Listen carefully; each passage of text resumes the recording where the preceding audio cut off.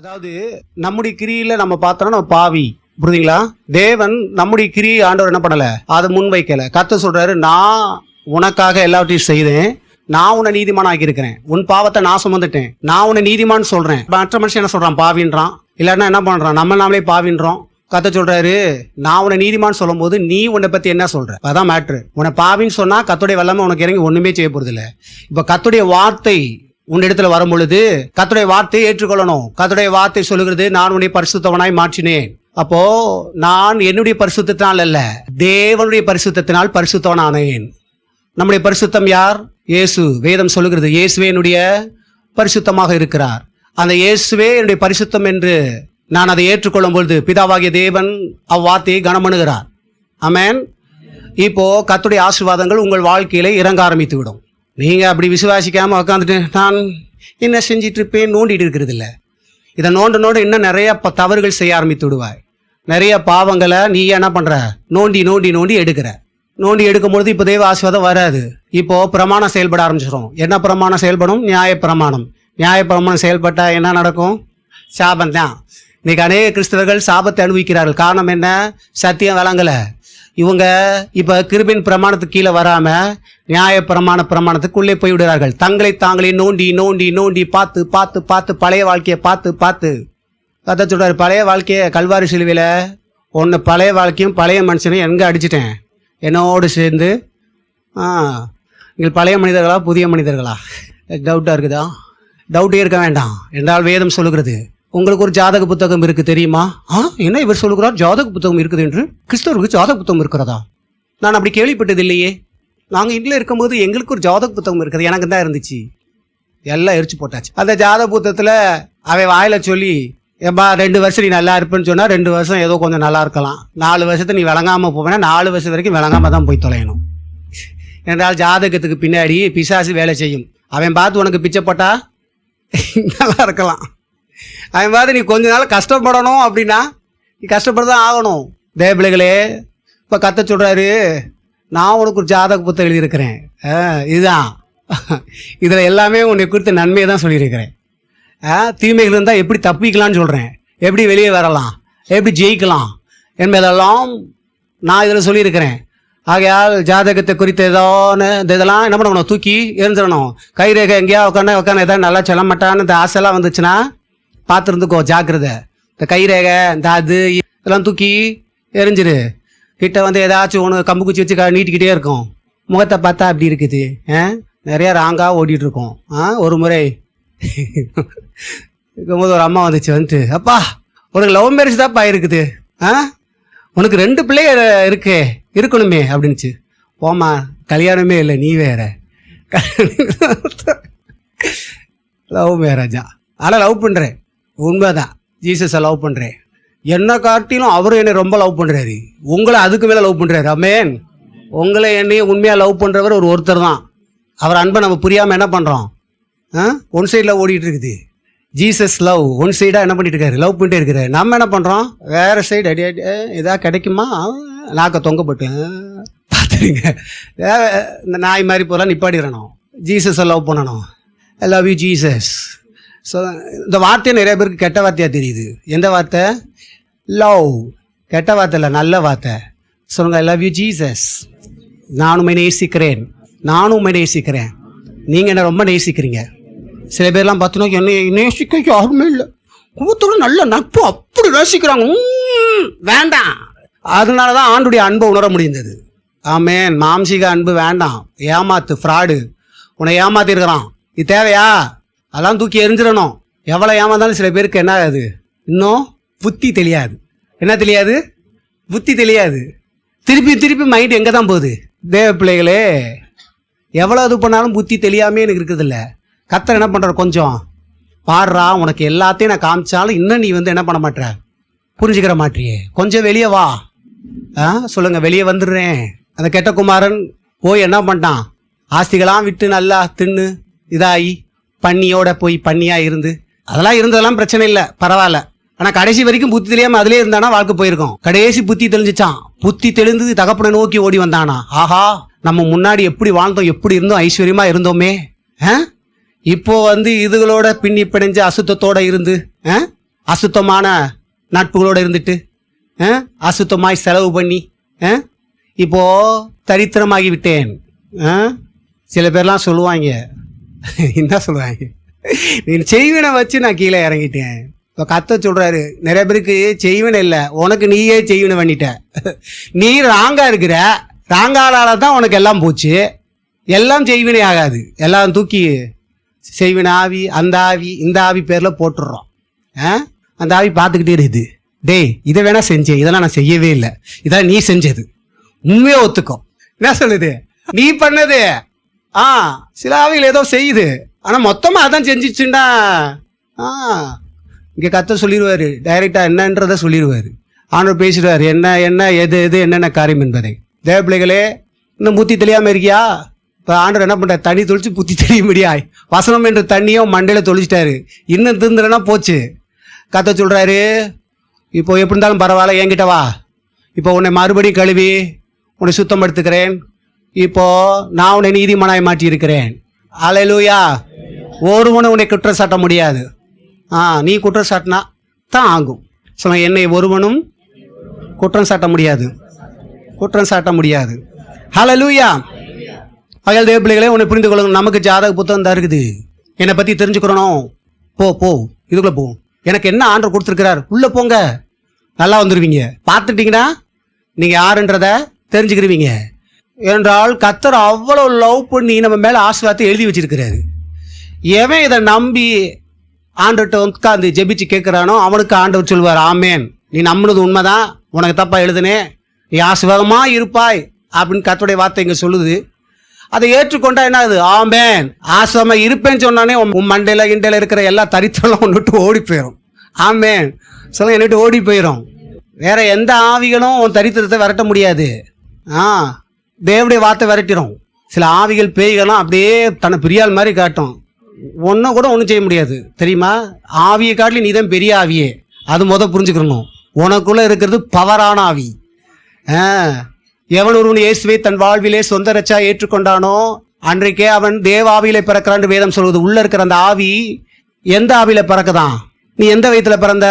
நீங்கள் எந்த வயிற்றுல பிறந்தீங்க? அம்மா வயிற்றுல பிறந்தீங்க. உங்கள் ஆவி இப்போ எங்கே பிறந்துச்சான்? இயேசுவின் ஆவிலிருந்து பிறந்ததான். உங்களுக்கும் அவருக்கும் ஒரு தொடர்பு இருக்கிறது, உறவு இருக்குது. கிறிஸ்தவம் என்பது மதமும் அல்ல, மார்க்கமும் அல்ல, அது குடும்பம். கிறிஸ்துவ குடும்பத்திலே பிறப்பது, பரலோக ராஜ்யத்திலே பிறப்பது. கர்த்தர் சொல்றாரு, இப்போ வா, பரலோக குடும்பத்திலே நீ பிறக்க வேண்டுமா? உனக்கு இலவசமாய் இந்த கிருபை இருக்கிறது. இயேசுவை ஏற்றுக்கொண்டா பரலோக குடும்பத்திலே ஆண்டவர் உன்னை மறுபடியும் பிறக்க வைப்பார். இதை தான் இயேசு கிறிஸ்து பூமியில் இருக்கும்போது நிக்கோதேமிட்ட அவர் சொன்னார். ஒருவன் ஜலத்தினாலும் ஆவியினாலும் பிறவாவிட்டால் தேவனுடைய ராஜ்யத்தை காண மாட்டான், தேவனுடைய ராஜ்யத்துக்குள் வர முடியாது. ஏனென்றால் தேவ ராஜ்யத்திலே தேவ பிள்ளைகள் தான் உள்ள இருக்க முடியும். அங்கே அந்நியர்களுக்கு இடமில்லை. உங்கள் வீட்டில் அந்நியர்களுக்கு இடம் கொடுப்பீர்களா? உங்கள் சொத்துக்கு அந்நியர் உடன்படுவார்களா? எழுதிதான் வைப்பீங்களா? அந்நியனுக்கு இடமில்லை. பரலோக ராஜ்யத்தில் அந்நியர்களுக்கு இடமில்லை. அதான் கர்த்தர் சொல்றாரு, இந்த பூமியில இருக்கும் போதே என்னவா பரலோக ராஜ்யத்துக்குள்ளே வருவதுக்கு, அதான் நித்தியமான வாழ்க்கை. நரகம் பரலோகம், இந்த 2 இடம் இருக்குது. இந்த பரலோகத்துக்கு வருவதற்கு நீ ஒன்றும் பண்ண வேண்டிய அவசியம் இல்லை. இயேசுவை ஏற்றுக்கொண்டால் போதும். இயேசுவே நீரே என்னுடைய இரட்சகர், நீரே என்னுடைய தகப்பன் சொன்னா போதும். இப்போ இயேசு சொல்லுகிறார், உன்னுடைய ஆவி நான் மறுபடியும் பிறக்க வைக்கிறேன். ஆமேன். அந்த ஆவி என்ன ஆவியாம்? உனக்குள்ள இருக்கிற ஆவி தேவனுடைய ஆவி. ஹலோ, நான் யாருடைய வித்து? இந்த சரீரம் யாருடைய வித்து? ராமச்சந்திரனுடைய வித்து. அடுத்த வித்து இல்லை, இந்த வித்து யாருது? நீ சொல்லுறாதீங்க இயேசுவின் வித்து. இல்லை இல்லை இல்லை இல்லை, இது இயேசுவின் வித்து கிடையாது. உங்கள் சரீரம் இயேசுவின் வித்து கிடையாது. உங்களுக்குள்ள இருக்கிற ஆவி இயேசுவை ஏற்றுக்கொண்டிருப்பீங்கன்னா இப்போ சொல்லுது தேவனுடைய வித்து. இதுவும் மாறும். ஆண்டு வரும்போது இயேசுவின் சரீரமாக இது மாறும். புரியுதா? இப்போ பரலோக குடும்பத்தில் பிறக்கும்படி தான் கர்த்தர் என்ன பண்ணுறாரு? கால் பண்ணுறாரு. வாங்க வாங்க வாங்க வாங்க, ரொம்ப கஷ்டப்படாதீங்க, நீ அதை செய்யணும் இதை செய்யணும். இயேசுக்கிட்ட வரும்போது பல பேர் பேசி நமக்குள்ள சில விஷயங்கள், இயேசுகிட்ட வந்தா இதெல்லாம் விட்டு ஆகணுமா? இல்லை இல்லை, நீ வா, அவர் உன்னை விட வச்சிருவாரு. ஆமேன். நீ உள்ளே வந்தால் மட்டும் போதும், என்னை கூப்பிடு. இருள் இந்த வீட்டை விட்டு போகணும் அப்படின்னா இருளை துரத்துறதுக்கு பேட்டை எடுத்து அடிச்சிட்டு இருக்கீங்களா? இருளே போ, இருளே போ. லைட்டை போடியா, போயிடும். லைட்டை போடணும், என்ன ஆயிடுச்சு? இந்த இத்தனை பேர் உட்காந்துருக்காங்களா அப்படின்னு தெரிஞ்சிருது. இப்போது கர்த்தர் சொல்கிறாரு, உனக்குள்ள இருக்கிற எல்லா அசுத்த விருப்பங்கள், பொல்லாத விருப்பங்கள் பொல்லாத பழக்க வழக்கங்கள், பொல்லாத காரியங்கள் எல்லாம் துரத்தும்படி சொல்றாரு. என்னை கூப்பிடு, உள்ள வந்தா தான் அது போகும். எது போகும்? பொல்லாத இருள். இருளுக்கு பின்னாடி யார் இருப்பா? பிசாசு. கண்ணை மூட்டு சொல்லிடலாம். இருளுக்கு பின்னாடி என்ன? எங்கெல்லாம் இருள் இருக்குதோ அங்கெல்லாம் பிசாசு, எங்கெல்லாம் பிசாசு இருக்குதோ அங்கெல்லாம் இருள் இருக்கிறது. ஆமாம், ஒன் வேர்டு கொஸ்டின் மார்க்கு. எங்கெல்லாம் இருள் இருக்குதோ அங்கெல்லாம் என்ன இருக்குது? எங்கெல்லாம் பிசாசு இருக்குதோ, பிசாசு போகணும்னா என்ன பண்ணணும்? வெளிச்சம் வரணும். சொல்றாரு, ஆதிலே வார்த்தை இருந்தது, அந்த வார்த்தை தேவனில் இருந்தது, அந்த வார்த்தை தேவனாகவே இருந்தது, அவருக்குள் ஜீவன் இருந்தது, அந்த ஜீவன் மனுஷனுக்கு வெளிச்சமாய் இருந்தது, அவரே ஒளியாய் இருக்கிறார். ஆமென். அவரை கூப்பிட்டா போதும், இயேசுவே வாரும் எனக்குள்ளே. எந்த ஒரு மனிதன் இருதயபூர்வமாய் கர்த்தரை வெல்கம் பண்றானோ, உள்ளே அழைக்கிறானோ, வாரும் எனக்குள்ள, வாரும் என் வீட்டுக்கு வாரும், கூப்பிட்டா வந்துருவாரு. கூப்பிட்டாதான் அவர் வருவாரு. கட்டாயத்தின் பேர்லாம் வரமாட்டார். தேவன் யாரையும் கட்டாயப்படுத்த மாட்டார், தன்னை ஏற்றுக்கொள்வதற்கும் கட்டாயப்படுத்த மாட்டார். புரியுதுங்களா? ஆகையால் நீங்கள் விரும்பினால், கர்த்தர் சொல்றாரு, நீ உள்ளத்தின் ஆழத்திலிருந்து கூப்பிட்டால், இருதயபூர்வமாய் கூப்பிட்டால் வருவார். இவர் டீசன்ட் காட், ஒழுக்கமான தேவன். இவரை போல நல்ல தேவன் எங்கேயும் நீங்கள் பார்க்க முடியாது. மற்றதெல்லாம் நின்றுக்கிட்டு, ஏய் நான் கூப்பிடியா கொன்றுவேன், என் பொருளை தின்னுட்டியா உன் கண்ணை குத்த போகிறேன் நீக்கும். கர்த்தர் சொல்கிறாரு, செல்லங்களா அப்படின்னு கூப்பிட்றாரு. வாங்க, வருத்தப்பட்டு பாரம் சுமக்கிறவர்களே, நீங்கள் எல்லாரும் என்னிடத்தில் வாருங்கள், நான் உங்களுக்கு இளைப்பாறுதல் தருகிறேன். நான் தரேன்றாரு. ஏன்னா அவர் தான் தர முடியும். வருத்தப்பட்டு பாரம் சுமக்கிறவர்களே, நீங்கள் எல்லாம் இங்கெங்கே இந்த இடத்துக்கு ஓடுங்கள் சொன்னாரா? அப்படி சொன்னாரா? பைபிள் அப்படி இல்லை. வருத்தமும் பிரச்சனைகளும் இருக்கிற ஒரு மனுஷன் எங்கே வர வேண்டும் என்பதை அவர் சொல்லுகிறாரு. ஏன்னா ஏன்ட்ட தான் வரணும். ஏனென்றால் நீ பார்க்கிற எல்லாவற்றையும் நான் படைத்தேன், உன்னையும் நானே உருவாக்கினேன். உனக்கு உண்டான பிரச்சனைக்கு பதில் யாரு? நான் தான். நீங்க எந்தெந்த காரியத்தெல்லாம் சிக்கப்பட்டிருக்கீங்களோ, எந்தெந்த காரியங்களில் கட்டப்பட்டிருக்கீங்களோ, அந்த கட்டிலிருந்து விடுதலையாக்க இயேசுவால் மாத்திரம்தான் முடியும் என்பதை நீங்கள் புரிந்து கொள்ளுங்கள். இயேசுவை தவிர உங்களுக்கு விடுதலை என்பது கிடையாது. இயேசுதான் விடுதலை கொடுக்க போகிறார். ஆமென். அவரை நம்பி வந்தவர்களை அவர் கைவிடவே மாட்டார் என்பதை புரிந்து கொள்ளுங்க. நீங்கள் நானும் எவ்வளவு நிஜமா இந்த இடத்துல உட்கார்ந்து இருக்கிறோமோ, அதை காட்டிலும் நிஜத்துவமாய் தேவன் இந்த இடத்துல இருக்கிறார், இங்க வியாபித்திருக்கிறார். அவர் இங்க மாத்திரம் அல்ல, அவர் எங்கும் வியாபித்திருக்கிறார். அவர் வல்லமையுள்ள தேவன் மாத்திரமல்ல, சர்வ வல்லமையுள்ளவர். வல்லமை, சர்வ வல்லமைனா சர்வமை எல்லா வல்லமையும் மட்டும் இருக்குன்னு அர்த்தம். இதே நிமிஷத்தை எங்கேயும் நீப்பாரு. ஆனா மற்றதெல்லாம் ஒரு குறிப்பிட்ட எல்லைக்குள்ளதான் இருக்கும். அதோடைய பவர்லாம் எங்க இருக்கும்? என்ன எல்லாம் அப்படியே பலவத்துலேருந்து குஷ்டமா என்ன? அதெல்லாம் தெரியாத என்ன? நம்மளும் அதுலேருந்து வந்தவங்க தானே. கிளிங்னு அடிச்சு தான் இங்கே வந்து உட்காந்துருக்குது. இதெல்லாம் ஒரு குறிப்பிட்ட இடத்துல உட்காந்து என்ன பண்ணும்? வேலை செய்யும். குறிப்பிட்டதுக்கு அப்பாற்பட்டதில் வல்லமை கிடையாது. ஆனால் இவர் சர்வ வல்லமையுள்ளவர். எங்க நீ கூப்பிட்டாலும் உடனே வந்துடுவார். மற்றதெல்லாம் லேட்டாக வரும். இவர் அப்படி லேட்டாக வரேன்ட்டு இவர் கூப்பிட்ட இயேசுவே அப்படின்னாவே போதும், அவர் அங்கே இறங்கிடுவார். இயேசுவே வாயை திறக்க. நிறைய பேர் வாயை திறக்க மாட்டான். கெட்ட வார்த்தை பேசுறதுக்கு நல்லா வாயை திறப்பான். குடும்பி பிடி சண்டைக்கு நல்ல வாயத்தான். எதுக்கு வாயை திறக்கணும்? நம்ம உள்ள இருக்கிற இருள் வெளியே போனா இயேசுன்னு கூட்டுப்பாரு. பரிசுத்த நாமம், அந்த நாமம் அது உனக்குள்ள இருக்கிற இருளை அடிச்சு தள்ளும். அந்த நாமத்துக்கு தான் பிசாசு பயப்படும். வேற நீங்க என்ன சொன்னாலும் பயப்படாது. நீங்க இந்த பைபிளை கூட வச்சு சும்மா சில பேர் பேய் தொத்துறது பார்த்துருக்கீங்களா? சில பாஸ்டர் என்ன பண்ணுவாங்க? கையை வைக்கிறது பயப்படுவான். ஏய் போயிரு, ஏய் போயிரு. உங்க தலைமையில கை வைக்க பயப்படுவார் சில பேர் பாஸ்டர்ஸ், தெரியுமா? டப்புலாம் கை வைக்க மாட்டாங்க. ஏன்னா இவனுக்குள்ள ஆவி ரொம்ப பவரா இருந்தா நம்மள அடிச்சிரும். புரியுதா அவங்களுக்கு? அதனால என்ன பண்ண தெரியுமா? இந்த பைபிளை வச்சு மேல கை வச்சிருவாரு. போ போ அப்படின்ட்டு. தேவபிள்ளைகளே, இயேசுவ நாமத்துக்கு வல்லமை உண்டு. என் நாமத்தினாலே பிசாசுகளை துரத்துவார்கள், என் நாமத்தினாலே கரங்களை வைப்பார்கள். கையை வையின்றாரு. யார் வைக்க சொன்னா? ஏசப்பா. நீ சும்மா வச்சனா உன்னை அடிச்சு தள்ளும். என் நாமத்துல வை. அங்க புரியணும். என் நாமத்தினாலே கரங்களை வைப்பார்கள். எதன் அடிப்படையில் கை போகுது? இயேசு என்ற நாமத்தின் அடிப்படையிலே போகிறது. புரியுதுங்களா? சும்மா கையெல்லாம் போச்சுன்னா எல்லாம் அடிக்கத்தான் செய்யும். உனக்கு மேல அங்க உள்ள பல்கா நிறைய ஆவி இருந்துச்சுன்னா ஏற்கனவே நீ சில ஆவியில் அடிமைப்பட்டிருப்ப. அங்கே ஒரு பல்கா உனக்கு மேலே இருக்குது. இப்போ என்ன பண்ணோம்? நம்ம எல்லாம் ஃப்ரெண்ட்ஸ் தான். செய்வே வீட்டில் போய் கொஞ்சம் தங்கிட்டு வரேன்னு சொல்லி ஜல்லுன்னு உள்ளே வந்து வயிறு வீங்குறது, பெட்டெக்ஸ் வீங்குறது. ஹலோ, அதுலேயும் சில பேர் வந்து பார்த்தீங்கன்னா கல்யாணம் முடிஞ்சவங்களுக்குலாம் வந்து பார்த்தீங்கன்னா வயிறு வீங்கிச்சுன்னா மாசம் ஆகிட்டாங்களோ, கன்சீவ் ஆயிருக்காங்க அந்த அம்மா நினைக்கிங்க. அது வாட்டி வீங்கி போய் நிற்கிது. இதெல்லாம் இருக்கும். இது அங்கே வச்சு இங்கே வச்சு எங்கேயும் வைக்காத. இயேசு நாமத்தில் ஆமென். வச்சா என்ன ஆகும்? ஓடும். சொன்னாரா இல்லையா? அந்த வசனத்தை வாசிங்க. மார்க் 16:15 வசனம் வாசிக்கிறேன். பின்பு அவர் அவர்களை நோக்கி, நீங்கள் உலகம் எங்கு போய் சர்வ சிருஷ்டிக்கு சுவிசேஷத்தை பிரசங்கியுங்கள். விசுவாசம் உள்ளவனாகி ஞானஸ்தானம் பெற்றவன் ரட்சிக்கப்படுவான், விசுவாசியாதவனோ ஆக்கினைக்குள்ளாக தீர்க்கப்படுவான். எவன் இயேசுவை விசுவாசிக்கிறானோ இவர் தான் என் தேவன் என்று விசுவாசிக்கிறவன் உடனே ஞானஸ்தானம் எடுத்துருவானா. இவர் தான் எனக்கு கடவுள், என்னுடைய உண்மையான கடவுள் விசுவாசிக்கிறவன் தண்ணியில முங்கி எதிர்ச்சுவானா. பாஸ்டர் சொல்வானா, பாஸ்டர் எனக்கு முதல்ல ஞானஸ்தானம் கொடுங்க, ஏன்னா இந்த பிசாசுக்கு எனக்கும் சம்மந்தமே இருக்கக்கூடாது. பிசாசுக்கு எனக்கு சம்மந்தம் இல்லை, எனக்கு தேவனுக்கு சம்மந்தம். இவர் தான் என்னுடைய தகப்பன் என்று விசுவாசிக்கிறவன் தண்ணியில முங்கிடுவானா. தண்ணியில முங்கின உடனே என்ன இது, இந்த ஆவிகள்லாம் விலகி ஓடுது போ அப்படின்னு சொல்லி என்ன பண்ணுது, முற்றிலும் ஓடி போயிடுது. இப்போ வேத வசனம் சொல்லுது, இப்போ விசுவாசிக்கிறால் நடக்கும் அடையாளம் என் நாமத்தினாலே. ஒருத்தர் இயேசுவை ஏற்றுக்கொண்டு ஞானஸ்தானம் எடுத்து தேவனுடைய ராஜ்யத்துக்குள்ள நுழைய ஆரம்பிக்கும் போது அவனே பிசாசை துரத்தலாம். பிசாசு துரத்தம்னா பாஸ்டருடைய வேலையில நினைச்சிட்டு இருக்கோம். யார் சொன்னா? இயேசுவை ஏற்றுக்கொண்ட யாரும் துரத்தலாம். ஆமென். முடியலன்னா வாங்க துரத்து விடலாம். ஆனா நான் தான் துரத்துன்னு சொல்ல மாட்டேன். வேத வசனம் அப்படி சொல்லல. இயேசுவை விசுவாசிக்கிறியா? இதுதான் பெரிய மந்திரவாதி. மந்திரவாதிக்கெல்லாம் அவன் நிறைய உச்சாடனம் பண்ணணும். பல கோடி மந்திரங்கள் உச்சாரணம் தான் கொஞ்சமாச்சும் உருவேறும் அவனுக்கு. நீ எந்த உச்சாரணம் பண்ண வேண்டாம். இயேசுவின் நாமம். ஏனென்றால் இயேசு ஏற்றுக்கொண்டிருக்கியா? ஞானஸ்தானம் எடுத்திருக்கியா? நீ துரத்து அப்படின்றாரு ஆண்டவர். நீ துரத்து. நம்பிக்கை இருக்கா நான் சொல்றது? என் மாத்திரம் உன் நம்பிக்கை இருக்கா அப்படின்னு ஆண்டவர் கேட்கிறாரு. நம்பிக்கை தான் நீ துரத்து, எழுத்து நில்லு. இயேசுவின் நாமத்தை பயன்படுத்த உனக்கு அதிகாரம் தரேன்றாரு. இயேசுவின் நாமத்தை பயன்படுத்த யாருக்கு அதிகாரம் உண்டு தெரியுமா?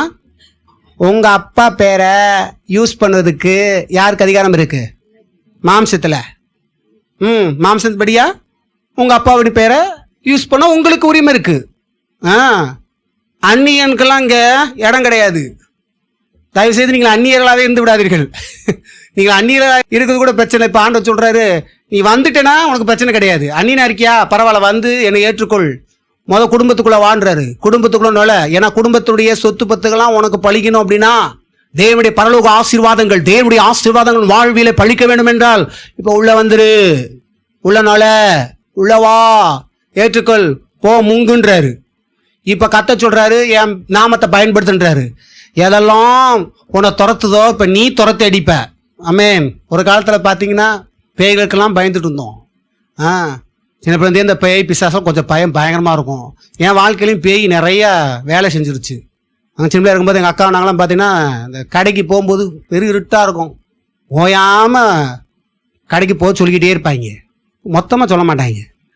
இருட்டை பார்த்தா பயந்து கையை பிடிச்சி கிடுக்கிட்டு ஓடுவோம், கிடுக்குன்னு வருவோம். வெளியே ஒரு யூரின் போனால் கூட பயமாக இருக்கும். அதனால் ஆண்டவரை என்றைக்கு ஏற்றுக்கொண்டோமோ எதெல்லாம் பார்த்து பயந்தோம் இப்போ அதெல்லாம் பார்த்து ஓடு, என்ன பண்ண முடியும்? போ, மூஞ்சின்னு வச்சனால வச்சுட்டு போ. பயமுத்துறதுக்கு கோரமாக வச்சா தான் பயப்படுவீங்க. என்ன இப்போ பயப்படாதீங்க. கோரமாக இருந்தாலும் பொம்மை மாதிரி வச்சு விளாடலாம். பொம்மையே பார்த்தேன், எங்கள் வாசலிலே நுழைஞ்சு பார்த்தோம், அதை உள்ளே நோண்டி பார்த்தோம், அதில் பொம்மை இருக்கிறது, எலுமிச்சம்பழம் இருக்கிறது, தொட்டா ஆகும் ஆகும். எனக்காகாது, உனக்காகாது. நீ ஜூஸ் போட்டு குடி. எலுமிச்சம்பழத்தை ஜூஸ் போட்டு குடிக்கலாம். மந்திரிச்சு எலும்பத்தை ஜூஸ் போட்டு குடிக்கவா? வயிறு எதுவும் பண்ணாதா? இல்லை, நல்லா டைஜஸ்ட் பண்ணிடும். ஏன் தெரியுமா? உள்ள யாரை ஏற்று வச்சிருக்கிற? உனக்குள்ள இருக்கிறது யாரு? அவர் அப்பப்போ வந்து அப்பப்போ ஓடி போக மாட்டாரு. ஒன்ஸ் நீ கூப்பிட்டுட்டா ஃபிக்ஸடாக வந்து உட்காந்துருவாரு. யாரும் அசைக்க முடியாது. இல்லை, நான் சில தப்பு செஞ்சுட்டேன், அதை செஞ்சுட்டேன், அதனால ஏசப்பா விட்டு ஓடி போயிட்டார், அடைச்சிட்ட. அவ்வளோ கேவலமாக ஒரு ரட்சிப்பு. உன் ஆவிக்குள்ள வந்து உட்காந்துட்டாரு. புரியுதா? எங்க இருக்கிறாரு அவரு? நீ தவறு செஞ்சாலும் உன் ஆவி பாதிக்காது. ஏன்னா அங்க இருக்கிறது யாரு? அவர் தேவன். தேவன் உள்ள ஆவிக்குள்ள இருக்கிறாரு. மனுஷன் முப்பன்னாமங்கள் உடையவன். அவனுக்கு ஆவின்னு ஒன்று இருக்குது, ஆத்மா ஒன்று இருக்குது, சரீரம் இருக்கிறது. இந்த சரீரம் நீங்க கிடையாது. இந்த சரீரமா நீங்க? இந்த கண்ணு வழியா எட்டி பார்க்குற ஒரு ஆவி என்ன பண்ணுது?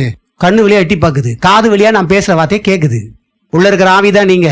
கலெக்டர் செத்த உடனே என்ன சொல்றாங்க?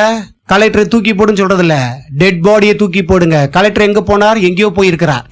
இப்ப கலெக்டர் உயிரோடு இருக்காரா இல்லையா?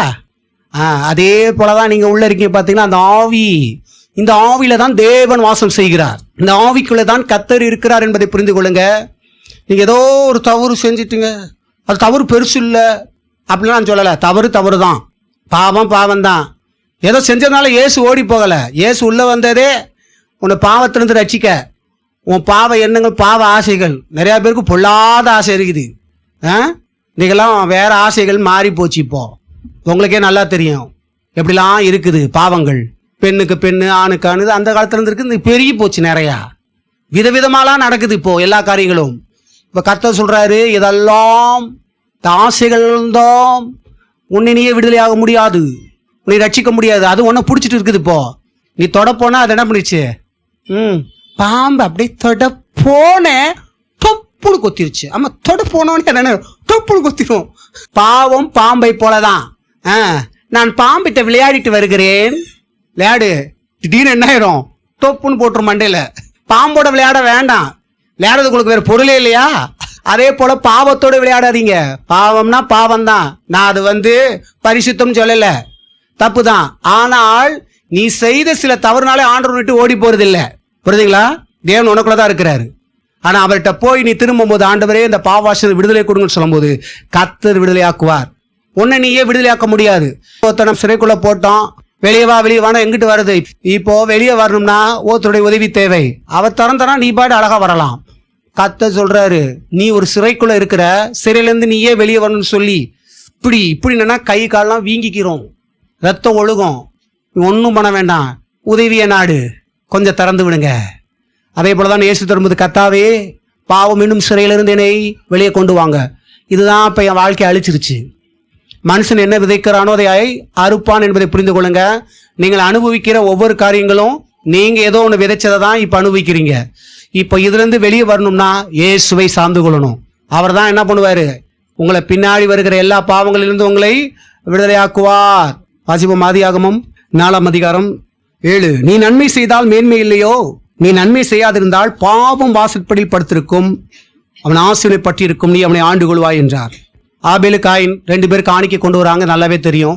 கர்த்தர் ஆபேலுடைய காணிக்கை அங்கீகரிக்கிறாராம், காயுடைய காணிக்கை ஏத்துக்கலையாம். உடனே என்ன ஆகி போச்சு? காயினுக்கு ரொம்ப கோபம் ஆயிடுச்சு. என்னடா நம்ம கொண்டு வந்த காணிக்கை அவர் ஏத்துக்கலையேன்னு சொல்லிட்டு ரொம்ப கோபம். அப்ப என்ன பண்றான்னு சொல்லும் போது பார்த்தீங்கன்னா, இவனை கொல்லணும், இவன் இருக்கிறனால தானே இவன் காணிக்கை ஏத்துக்கிறாரு, இவனை கொண்டுட்டோம்னா இருக்குது நாங்க 2 பேர் தான், எங்க 2 பேத்துல ஒருத்தன் காணிக்கை ஏத்துக்கிறாரு, என்னை ஏத்துக்கலன்னா அவனை கொண்டுட்டுனா என்ன ஆயிரும்? அடுத்து ஆட்டோமேட்டிக்கா நம்ம காணிக்கை தான் ஏத்துக்கிற மாதிரி வந்து பாருங்க. தேவபிள்ளைகளே, அவன் இப்படி நினைத்து கொண்டிருக்கும் போது கர்த்தர் அவர் சொல்றாரு, அவன் தவறு செய்ய போறான் என்பது அவருக்கு தெரியும். அதனாலதான் அவர் கேட்கிறார், உன் முகநாடி வேறுபட்டது என்ன? ஒருத்தன் தவறு செய்ய போனாவே மூஞ்சி மாறிடும். ஒருத்தவன் என்ன நினைக்கிறான் என்பது முகத்துல நல்லா தெரியும். புரியுதுங்களா? நீங்க ஏதாவது ஒரு வார்த்தை கடுமையா சொல்லி பாருங்க, சிரிச்சிட்டே இருக்கும். என்ன அது? வெறுப்படைந்து விட்டார்கள். ஒன்று அடிப்பார்கள், இல்லை என்றால் துரத்தி விடுவார்கள். எதையாம் பண்ண போறாங்கன்னு தெரிய ஆரம்பிச்சிருது. ஏன்? முகரை காட்டி கொடுக்குது. கொஞ்சம் லோக்கல் லாங்குவேஜ் பேசினா கொஞ்சம் நல்லா இருக்கும், அதுக்காக தான் அப்படி பேசுறேன், தப்பா நினைக்காதீங்க. அதாவது அந்தந்த வார்த்தையில அப்படி பேசும்போது அது நல்லா இருக்கும். ரொம்ப டீசெண்டாக கொண்டு வந்தா கொஞ்சம் நல்லா இருக்குது. ஏன்னா தமிழ்ல லோக்கல் இருக்குது, அதனால நம்ம இங்க இருக்கலாம் கொஞ்சம் லோக்கலா. எல்லாருமே உயர்வானவர்கள் தான், அதுக்காக நான் உங்களை தாழ்வான சொல்லலை, லாங்குவேஜில் சொல்றேன். நம்முடைய முகம் இருக்கு பார்த்தீங்களா, அது முகம் என்னது உள்ள இருக்குதுல தெரிஞ்சு போயிருது. நம்மள மேல அன்பா இருக்காங்களா, வெறுப்பாகிறாங்களா, கோபமாகறாங்களா என்பது தெரிய ஆரம்பிக்குது. அதை தான் ஆண்டவர் சொல்றாரு, என்னப்பா மூஞ்சி மாறிடுச்சு, நாய் போச்சு, மூஞ்சி மாறி போச்சு, அப்ப ஏதோ தப்பு செய்ய போறான்றது தெரியுது. அதனால ஆண்டவர் உனக்கு சொல்றாரு, அப்பயும் அவர் அவன் மேல அன்பா தான் இருக்கிறாரு. அவர் சொல்றாரு, நீ நன்மை செஞ்சனா உனக்கு நன்மை உண்டாகும், இன்னும் மென்மேலும் நீ உயர்வ. நீ நன்மை செய்யாம தவறு செய்ய போற அப்படின்னா பாவம் உன் வாசற்படியில் படுத்திருக்குமா. ஒரு மனுஷனை போல சொல்றதே கடவுள். அதை தான் நீங்க லுக் பண்ணணும். அவர் சொன்னார், இவர் சொன்னார், இப்படி சொன்னார், அப்படி சொன்னார், அப்போஸ்தலன் சொன்னான், அவன் சொன்னான், இவன் சொன்னான், மோசே சொன்னான், அப்படி இல்ல. தேவனே டைரக்டா பேசுறாரு பாவத்தை குறித்து. அவர் என்ன சொல்றாருன்னா, நீ பண்ண பாவம் ஒரு மனுஷனை போல உன்னை பின்தொடரும். அதான் எங்க போனாலும் எனக்கு எதிர்ப்பதமா இருக்குது. மற்றவங்க நல்லா பேசுறாங்க, நான் போய் நின்றுட்டா என்ன ஆயிடுது? மூஞ்சியை காட்டதான் செய்வாங்க. உன் பாவம் தான் பின்னாடி வந்துட்டு இருக்குல்ல, அது உனக்கு நன்மை செய்ய ஒட்டாது. நீ பண்ண பாவம் என்ன பண்ணும்? பின்னாடி வந்துகிட்டே இருக்கும். அதனால்தான் ஆண்டவருடைய பிரமாணம் சொல்லுகிறது, நீ என்ன விதைக்கிறோ அதை கண்டிப்பா. அப்ப கர்த்தர் நிறைய தண்டிக்கவே இல்லை, அவர் பிரமாணத்தை வச்சுட்டாரு. நிறைய நேரம் கர்த்தர் தண்டிக்கிறாருன்றோம். இன்னும் நல்லா உள்ள போய் கூந்து போய் பார்த்தோம்னா நாம பண்ணதான் நம்மளை தண்டிக்குது, அப்படிதான் வச்சுட்டாரு. அதனால கரண்ட போய் தொட்டா காலி. எங்க பாஸ்டர் இரவும் பகலும் ஜெபிக்கிறவர், 24 hours பிரேயர்லயே இருப்பார். அவரெல்லாம் அந்த கரண்ட தொட்டா சாகவே மாட்டார். என்னங்க அப்படியா? 20 வருஷம் ப்ரேயர் பண்ணாலும் கரண்ட்டை தொட்டா சாக மாட்டானா? சாவான். ஏன்னா வச்சது பிரமாணம் அவர். புரியுதா? நீ நல்லவனா இருந்தாலும் தொட்டா, நீ பாவியா இருந்தாலும் நல்லவன் தொட்டா அடிகளோவோ. நல்லவன் இல்லையா? நீ எவ்வளவு பெரிய நல்லவனா இருந்தாலும் நீங்க கரண்ட போய் தொட்டீங்கன்னா என்ன ஆகும்? கண்டிப்பா செத்துருவீங்க. நீ எவ்வளவு துரோகியா இருந்தாலும் கரண்ட போய் தொட்டா செத்துருவ. துரோகி மட்டும் தொட்டா சாகவே மாட்டான். நம்ம பேசுவோம் பாத்தீங்களா, எங்க பார்த்தாலும் எனக்கு தான் அப்படி நடக்குது, எவ்வளவு மோசமா இருக்கிறவங்களோ நல்லா இருக்கான். அந்த மாதிரி மோசமா இருக்கிறவன் கரண்ட தொட்டா நல்லா இருக்கான் அப்படின்னு இருக்கா? என்னங்க, மோசமா இருந்தாலும் நீ கரண்ட தொட்டாலும் செத்து போவ, நல்லவனா இருந்தாலும் கரண்ட் தொட்டா செத்து போவ. அப்ப என்னதான் புரிஞ்சுக்கிறணும்? அவர் எப்படி பிரமாணத்தை வச்சுக்கிறார் என்பதை சரியா புரிஞ்சுக்கோ. அப்படி நடக்க ஆரம்பி, அப்ப எல்லாமே உனக்கு உண்டாகும். ஆமென். அப்ப கர்த்தர் சொல்றாரு, பாவம் என்பது அந்ததுதான். இந்த பாவத்தை யாரு செய்தாலும் அந்த பாவம் என்ன பண்ணுதான், ஒரு மனுஷனை போல பின்னாடி வருகிறது. அப்ப நாம் என்னென்ன பாவம் செய்யறோமோ அந்த பாவம் ஒரு மனிதனை போலவே எழும்புகிறது நமக்கு விரோதமா. அநேக நேரங்களில் பிசாச்சு எனக்கு விரோதமா எழும்பிட்டான், பிசாச்சே பா, பிசாச்சே பா. கிறிஸ்தவத்துல நிறைய பேர் இந்த வேலையை தான் பார்த்துட்டு இருக்கான். நான் சொன்னேன் பார்த்தீங்களா, ஏற்கனவே இந்த பாஸ்டராக போய் சோம் பண்ணும்போது என்னை கூப்பிட்டேன் பாருங்க ஃப்ரெண்டு. நாங்கள் சோம் பண்ணுறோம் நைட்டெல்லாம், நல்லா ஊழியம் செய்கிறோம், பாஸ்டரெல்லாம் சேர்ந்து சோம் பண்ணுறோம். நீங்கள் வாங்க, வந்தால் நல்லா இருக்கும், நீங்கள் நல்ல ப்ராஃபஷனெலாம் பண்ணீங்க, நீங்கள் வந்தால் நல்லா இருக்கும். சரி சொல்கிறாங்களே, ஓயாம தொல்லை பண்ணதுக்காக போனேன். ஒரு நாள் போய் அங்கே போய் ஜெபத்தில் எல்லாம் உட்காந்தா சொல்கிறாங்க, பார்க்கணும் ஜெபம் பண்ணுறாங்க. பிசாசு அங்கே ஓடுகிறது, பிசாசு இங்கே ஓடுகிறது, அங்கே வருகிறது. எனக்கு நான் சிரிச்சுக்கிட்டே இருக்கேன். நீ ஒவ்வொருத்தையும் கத்தி கத்தி சோம் பண்ணிக்கிட்டே இருக்கிறான். கத்தட்ட கேட்டேன், என்ன கத்தாவே, என்னமோ பிசாசு ஊடுது அங்கே போகணும், எனக்கு ஒன்றுமே தெரிய மாட்டேது. கத்த சொன்னார், அவங்க சொல்கிறதெல்லாம் உண்மை தான், இங்கிட்ட இங்கிட்டலாம் ஓடுறதெல்லாம் உண்மை தான். ஆனால் அந்த பிசாசுலாம் இவங்கிட்ட இருந்த பிசாசு தான் இப்போ வெளியே வந்து நிற்கிது. ஏன்னா இப்போ ஜெபம் பண்ணுறாங்கல்ல, இந்த ஜெபம் பண்ணுற வரைக்கும் என்ன பண்ணுது, இயேசு நாமத்தை சொல்லும் போது பிசாசு விளையிறோம், செபிக்கும் போது விளைகிறது. ஆனா அங்கேயே தான் உட்காந்து பார்த்துட்டு இருக்குது, இங்கிட்டு ஓடுது அங்கிட்டு ஓடுது. ஆனா இவங்களை விட்டு விலகி ஓடவில்லை. இப்போ என்கிட்ட பக்கத்தில் அவர் என்கிட்ட சொல்றாரு, தூண்டி தூண்டி ஜெபம் பண்ணுங்க, ஆவியில பண்ணுங்க. ஆவியில என்ன ஆவியில பண்ண, கொட்டாவி தான் விடணும். தேவளைகளே, ஆவியிலே ஜெபம் பண்ணுன்னு. சரி, நானும் ஜெபம் பண்ணுவேன். ஜெபம் பண்ணது தீர்க்கதரிசனம் வரைக்கணுமா? தீர்க்கதரிசனம் இது என்ன, குறி சொல்லியா உட்காந்துட்டு இருக்கோம் நம்ம? தீர்க்கதரிசனம் என்பது கர்த்தருடையது. கர்த்தர் வெளிப்படும் போது அவர் சொன்னால் சொல்லலாம். இங்கே உக்காந்துக்கிட்டு நான் வந்து ஏரோப்ளேன்ல வந்தேன், காரில் வந்தேன், உங்களை இப்படி பார்த்தேன் அப்படி பார்த்தேன், ஆண்டு அதை சொல்லலாம் குறி சொல்ற ஆவி. கிறிஸ்தவத்தில் சொல்லுகிற குறி சொல்ற சில ப்ராஃபிட் இருக்காங்க. தேவாவியில ப்ராஃபிட் பண்றவங்களாம் இப்படி சொல்ல மாட்டாங்க. கார்ல வந்துட்டே ஆவியில கார்ல வந்தேன், அங்கே பறந்தேன் இங்கே பறந்தேன், உங்கள் முகம் இந்த நாளில் இப்படி இருந்தது. வாழ்க்கையில் என்ன நடக்குது அதை சொல்லணும். ஆமென். அதுக்கு தீர்வு என்ன? நீ பார்த்து என்னமோ மற்றவங்க மேல என்ன பண்ணிட்ட, பிரச்சனையெல்லாம் இறக்கி போட்டு நீ பண்ண பாவத்தை ஒத்துக்கிற மாட்ட. நீ பண்ணதை மாறணும்யா. அல்லேலூயா. இப்போ அந்த விடுதலை கொடுக்க தான் பேசிட்டு இருக்காரு ஆண்டவர். ஒத்துக்கிட்டு கத்தட்ட வந்தோம்னா ஆண்டவர் என்ன பண்றாரு, மன்னிச்சு உன்னை நீதிமான ஆக்கி விட்டுறாரு. அப்போ பாருங்க, இதை நீங்க நல்லா கவனிச்சுக்கிறணும். இதை சொன்னது தேவன் டைரக்டாவே சொல்றாரு. நீ நன்மை செய்தால் உனக்கு மேன்மை உண்டாகும், நீ பாவம் செய்தால் அந்த பாவம் வாசல்படியில் படுத்திருக்குது. ஏன்னா எப்படா நீ வெளியே போற, எப்படா இது பண்ண போறன்றத பின்னாடி இருந்து வந்துக்கிட்டே இருக்குமா. இப்போ புரிஞ்சுக்கோங்க, உங்க வாழ்க்கையில நிறைய நன்மைகள் இழந்ததுக்கு காரணம் பிசாசு கிடையாது, இந்த பாவம் போய் தடை செய்கிறது. உங்களுக்கு வர வேண்டிய நன்மைகளை தடை செய்யுது. உங்களுக்கு ஒருத்த நன்மை செய்யணும்னு சொல்லும்போது இந்த பாவம் அவங்க மனதுக்குள்ள புகுந்து செய்ய விடாம தடுத்துரும். புரியுதுங்களா? அப்போ அதனாலதான் கர்த்தர் சொல்றாரு, என்ன விதைக்கிறேன் என்பதை அறிந்து கொள். ஒவ்வொரு செயலும் ஒரு விதைப்பு. நீங்க நன்மை செஞ்சீங்கன்னா மேன்மைப்படுவீங்க. ஒருத்தவங்களுக்கு தீமைகள், ஒருத்தவங்களுக்கு துரோகம் இப்படி செஞ்சீங்கன்னா கண்டிப்பா அதெல்லாம் நம்மளை பின்பற்றும். தேவபிள்ளைகளே, பிரமாணம் மாறவே மாறாது. நீங்க கண் கூட ஒருத்தன் இவ்வளவு துரோகம் பண்றான், நல்லா தான் இருக்கான் அப்படின்னு நினைப்பீங்க. இன்னும் கொஞ்சம் பாருங்க, கரெக்டா வந்து அடிக்கும். ஒருத்தவனுக்கு சீக்கிரம் அடிக்கும், ஒருத்தவனுக்கு லேட்டா அடிக்கும், ஆனா அடிக்கும். அதனால அவனை பார்த்துட்டு நம்மளும் இப்படி செய்யலாம், ராங்கா போகலாம் அப்படின்னு நினைக்காதீங்க. ஏன்னா அவன் செஞ்சது அவன் தான் அனுபவிப்பான். ஹலோ, உங்கள் பாவத்தை உங்ககிட்ட தான் கேட்க போறாரு. புரியுதுங்களா?